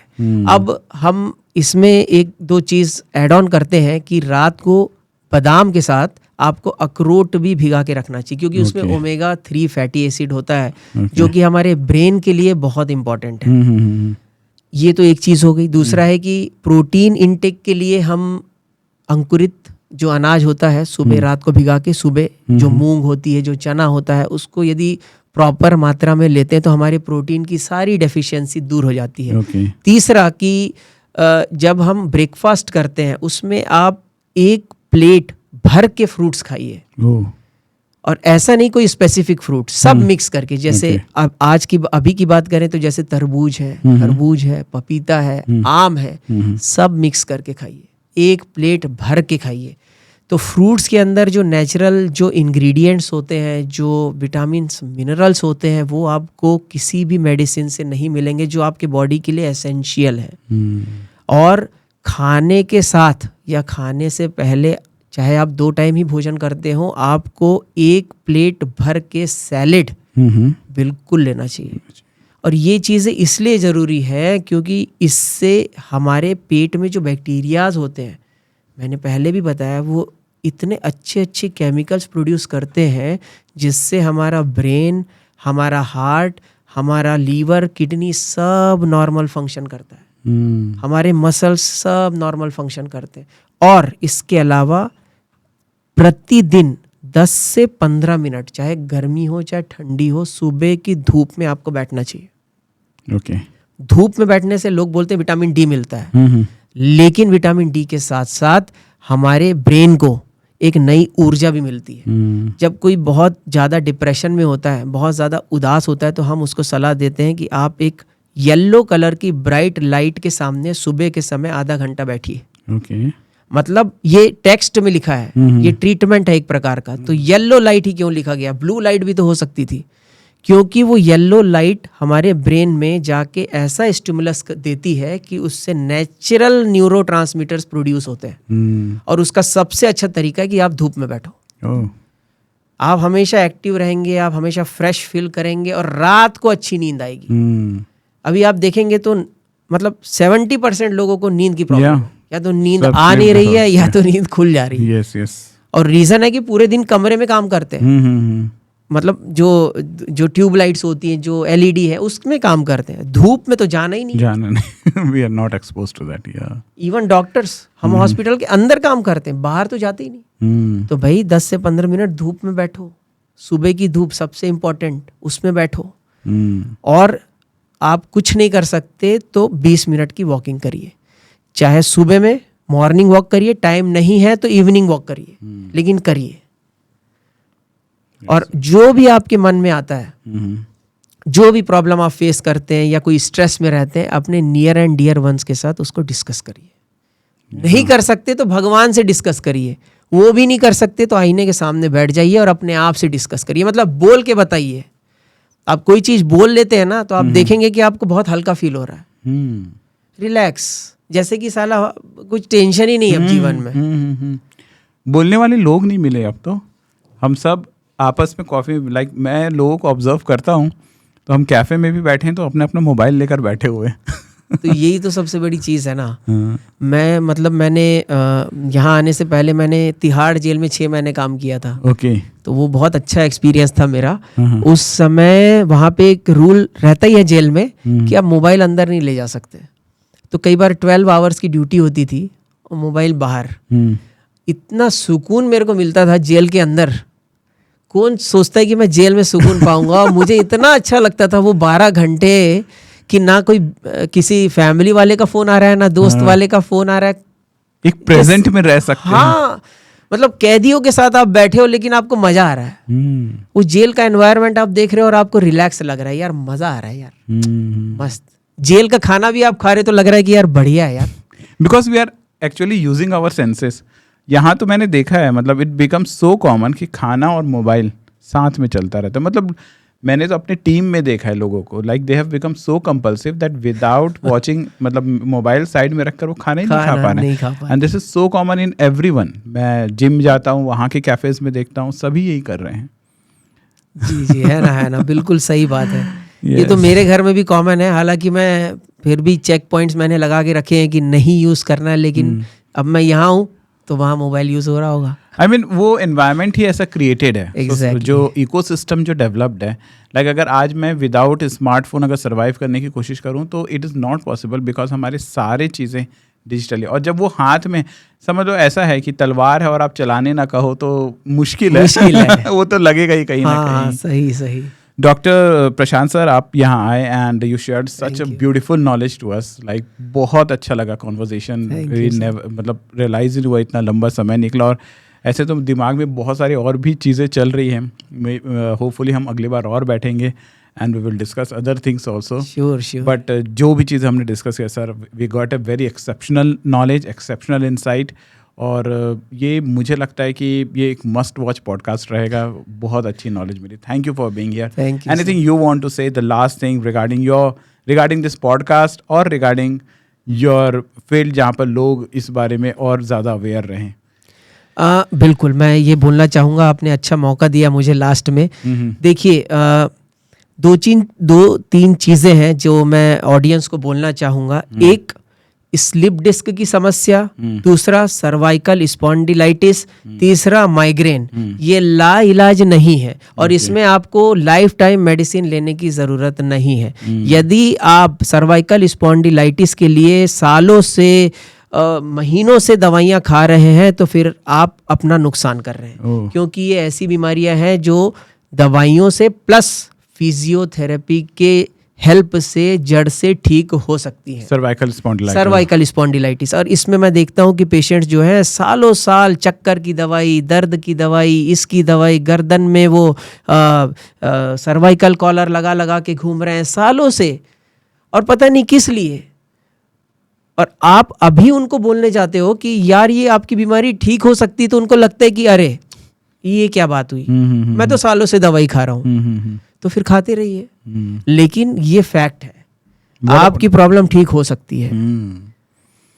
उसमें प्रॉपर मतलब कितना कॉमन है ये सर्वाइकल स्पॉन्डिलाइटिस, लाइक और किस एज के लोगों को ज्यादा, या किस ऑक्यूपेशन वाले लोगों? नहीं, ऐसा कुछ नहीं है। इसको वैसे तो वाइट कॉलर डिजीज बोली जाती है, यानी कि जो लोग पढ़ने लिखने के ज़्यादा मतलब उस फील्ड में होते हैं, जैसे डॉक्टर्स हो गए, IAS, IPS और स्टूडेंट्स हैं, उनमें कॉमन है, क्योंकि ये एक टक इस तरीके से बैठे रहते हैं तो गर्दन की मूवमेंट उसमें ज़ीरो हो जाती है। वहाँ पे ये डिजीज़ कॉमन है, इसलिए इसको वाइट कॉलर डिजीज़, जो लोग वाइट कॉलर वाला काम करते हैं उसमें ये सबसे कॉमन होती है। लेकिन ये बिल्कुल बड़ा मिथ है, मुझे लगता नहीं कि डॉक्टर्स दवाइयाँ क्यों खिला रहे हैं। मतलब जो चीज़ ठीक हो सकती है उसको ठीक करना चाहिए ना। हम क्यों दवाई खा रहे हैं? जो चीज़ ऐसा है ही नहीं कि लाइलाज है, और हम सालों साल यदि दवाई खाएंगे तो सोचो कि भाई उसका साइड इफेक्ट क्या होगा। और वैसे जब पेशेंट आता है तो वो पहले मीटिंग में पूछ लेता है कि डॉक्टर साहब इसका कोई साइड इफेक्ट होगा कि नहीं। अरे भाई तुम 10 साल से दवाई खा रहे हो, अब सोचो ना कि उसका क्या क्या साइड इफेक्ट हो रहा होगा। तो जो कि ठीक हो सकता है। और माइग्रेन की मेडिसिन के साथ साथ सबसे इंपॉर्टेंट होता है परहेज। माइग्रेन के साथ ये सुनने मिलता है दैट वो लाइफ लॉन्ग चलेगा, वो इलाज नहीं ये हो भी सकता। गलत है, मिथ है। वही तो मैं बता रहा हूँ कि माइग्रेन में prophylaxis is the most important treatment. जो भी चीज से आपका सर दर्द ट्रिगर हो रहा है, किसी का कॉफी से होता है, किसी का सेंट लगाने से होता है, किसी का धूप में जाने से होता है, किसी का जो है स्लीप डिस्टर्बेंस से होता है, ये सब ट्रिगर्स को आप हटाइए ना। आपका माइग्रेन ठीक नहीं हुआ तो बोलिए। और मेडिसिन्स का केवल टेम्पररी इस्तेमाल किया जाता है। और मैंने कितने ही ऐसे पेशेंट्स हैं जिनकी मेडिसिन्स बंद कर दी है और वो आज ठीक है। तो जब वो ठीक हो सकते हैं तो आप क्यों ठीक नहीं हो सकते? तो ये चीज़ लेकिन ऑडियंस को समझना पड़ेगा। यदि वो ये मान के बैठ गए हैं कि वो दवाई खाना ही पड़ेगी तो दवाई खाते रहेंगे। लेकिन ये 3 जो बीमारियां मैंने बताई हैं ये बिल्कुल ठीक हो सकती है। इसमें कोई मतलब यदि इनिशियल स्टेज में है तो कोई ऑपरेटिव प्रोसीजर, सर्जरी की भी कोई ज़रूरत नहीं होती। ये केवल मेडिसिन, प्रॉपर एक्सरसाइज और फिजियोथेरेपी से जड़ से ठीक हो सकती है। तो ये लास्ट पॉइंट मैं जो ऑडियंस को बताना चाहता था, जो कि उनके लिए बहुत ज़रूरी है, क्योंकि मैं पेन मेडिसिन और न्यूरोलॉजी में काम कर रहा हूँ और मुझे ये सब चीज़ों का नॉलेज है। तो ये मैं उनको मतलब एक मैसेज के तौर पर नहीं, एक्चुअली माइग्रेन टू अचानक से मेरे दिमाग मतलब बीच में आया भी था regarding this migraine questions. And so migraine एक ऐसा चीज़ है कि कई लोगों ने ना उसको उस पेन को एक्सेप्ट कर लिया है, और लेकिन उनको सही गाइडेंस भी नहीं मिल रहा है रिगार्डिंग दिस माइग्रेन, मतलब वो कैसे रहें। और माइग्रेन के साथ ये कहा जाता है कि ये ओवर और उनके क्वालिटी ऑफ लाइफ को बहुत इम्पैक्ट करता है। आई थिंक जब वो ट्रिगर होता है तो 2 से 3 दिन कई लोग उस पर सफर कर होता है। बिल्कुल सही है, बिल्कुल सही है। और उसमें एक पेन किलर मेडिसिन आती है जो कि 80 या 100 रुपए की आती है। अभी मतलब 2-4 दिन पहले की ही मैं बात बताऊंगा। एक 70 ईयर ओल्ड आंटी मेरे पास आई है और पिछले 20 साल से वो मेडिसिन रोज की 10 से 20 गोली खाती है। दैट 10 गोली रोज। उनके मतलब 2 बार तो उनको स्ट्रोक जैसा आके बच गई वो। माइग्रेन और नॉर्मल हेडेक्स में क्या फ़र्क रहता है? देखिए, नॉर्मल हेडेक जैसे आपने कोई ऐसा काम किया जो आप रोज नहीं करते, या कोई ऐसी स्थिति में चले गए जहां आपका रोज एक्सपोजर नहीं होता है, उसकी वजह से हेडेक हो रहा है, दैट इज नॉर्मल, सभी को होता है, ठीक है। और उसके साथ कोई ना तो आपको नौशिया होगा, मतलब ना ही आपका जी मचलेगा, ना ही कोई उल्टी आएगी, ना ही कोई चक्कर होगा, नॉर्मल हेडेक है। पेन किलर खाएंगे, पैरासीटामोल, ठीक हो जाएंगे। लेकिन हर दूसरे दिन या हफ्ते में 2 दिन ऐसा तीव्र दर्द हो रहा है जिसमें कि सर के एक हिस्से में आपको ऐसा लग रहा है कि कुछ अंदर से हथौड़ी ठोक रहा है, पीट रहा है, या उसके साथ आपको देखने में दिक्कत आ रही है, चेहरे के एक साइड पे पैरालिसिस जैसा हो रहा है, उल्टी हो रही है, और आप मतलब कुछ काम करने में बिल्कुल लायक नहीं रह जाते उस सर दर्द जब स्टार्ट होता है। और जब आप रेस्ट करते हैं, सो जाते हैं या पेन किलर खाते हैं तो वो ठीक हो जाता है। लेकिन 2 दिन बाद फिर शुरू। That is migraine, that is migraine. But इसका इलाज पेन किलर से नहीं होगा ना। हमको वो फैक्टर्स पे काम करना पड़ेगा जो माइग्रेन को ट्रिगर करते हैं, और वो मेडिसिन देनी होगी जिससे हमारे ब्रेन की जो वेसल्स डायलेट हो जाती है माइग्रेन में, वो कॉन्ट्रैक्ट हो जाए, वो नॉर्मल साइज में बनी रहे। अपने को उस तरीके से ट्रीटमेंट करना पड़ता है। वो ट्रिगर फैक्टर ब्रेन को एक्चुअली में कुछ अलग तरीके से स्टिमुलेट कर देता है, जो भी ट्रिगर्स होते हैं। हाँ, बिल्कुल। उससे वो वासोडाइलेटेशन हो जाता है, ब्लड वेसल्स डायलेट हो जाती है, और वो जो खून है वो इस तरीके से घूमता है टकरा टकरा के। अच्छा। तो इसलिए वो पल्सेटाइल हेडेक हो जाता है, पल्स की तरह। जैसे जैसे पल्स चलती है वो खून टकराता है, और इसलिए हेडेक होता है। तो ये चीज ही नहीं समझते लोग ना। बात तो यही आके अटक जाती है कि भाई जो चीज ठीक हो सकती है आप उसको ठीक करने की तरफ अग्रसर होइए। आप दवाइयाँ खा खा के उसको दबाइए मत। तो जहाँ पे भी जिसके भी पास ट्रीटमेंट कराते हैं उनसे कम से कम डिस्कस तो करिए, उनको बोलिए, पूछिए कि मेरे को ये दवाई कितने दिन तक खानी है, क्या सिर्फ दवाइयाँ ही इसका इलाज है, तो वो आपको जानकारी देंगे। क्योंकि कई पेशेंट्स तो पूछते भी नहीं, सिर्फ दवाइयाँ खाते रहते हैं। पूछेंगे तभी तो बताया जाएगा। सही कह रहे हैं। एक और दिमाग में था, कैफीन का यूसेज, मतलब क्या एक नॉर्मल लेवल है या फिर ओवर यूज ऑफ कैफीन भी प्रॉब्लम क्रिएट करता है क्या? देखिए लाइक मुझे बहुत आदत है ब्लैक कॉफी पीने की, so I want to know this. अरे ये तो ऐसा क्वेश्चन है ना, मैं क्या ही बताऊं। कैफीन भी एक प्रकार का मतलब एडिक्शन क्रिएट करता है। पहली चीज, ठीक है, most commonly used substance world wide is caffeine. Oh, this is substance.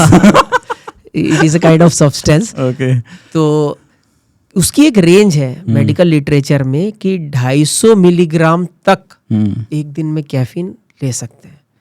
उससे ज्यादा होगा। अल्टीमेटली कैफीन से होता क्या है, आपके ब्रेन में डोपामिन बढ़ता है। ओके। ठीक है, डोपामिन के लेवल को ये बढ़ाता है, उससे कंसंट्रेशन इंप्रूव होता है। ठीक, तो लोग इसको, कंसंट्रेशन इंप्रूव होता है, थोड़ा सा किक मिलती है, इसलिए बार बार कैफीन आदमी लेना पसंद करता है। और ये इजीली लीगल है, इजीली अवेलेबल है, हम लेते रहते हैं। लेकिन जब इसको रोज 250 मिलीग्राम से ऊपर हम लेना चालू करेंगे ना, तो फिर वो डोपामिन इतना ज़्यादा बढ़ने लगेगा जिससे कि हमको साइकोसिस वाली सिचुएशन हो सकती है। साइकोसिस मतलब होता है एक भ्रम की स्थिति। उसमें व्यक्ति को लगने लगता है कि लोग उसके खिलाफ कोई साजिश कर रहे हैं, उसके कानों में आवाज़ आने लगती है, उसको भ्रम होने लगता है कि मेरे घर में तो कैमरे फिट हैं, कोई मेरे ऊपर नज़र रख रहा है, रात रात भर नींद नहीं आती। तो ये सारे सिम्टम्स आने लगते हैं यदि 250 से ऊपर यदि डोज जाता है तो रेगुलरली। तो इसलिए उसका इंटेक 250 से कम ही रखना चाहिए। ब्लैक कॉफ़ी आप ले सकते हैं, उसके फ़ायदे भी हैं कि भाई वो लीवर को डिटॉक्स करता है, आपकी बॉडी को डिटॉक्स करता है, आपके वेट को बैलेंस में रखता है, तो ये फ़ायदे भी हैं। लेकिन over use is dangerous. So true, lots of things were there. Okay sir, so thank you very much for being here and आगे और मिलते रहेंगे और चर्चा चलते रहेगी। आज के लिए बहुत बहुत धन्यवाद। Thank you sir, thank you.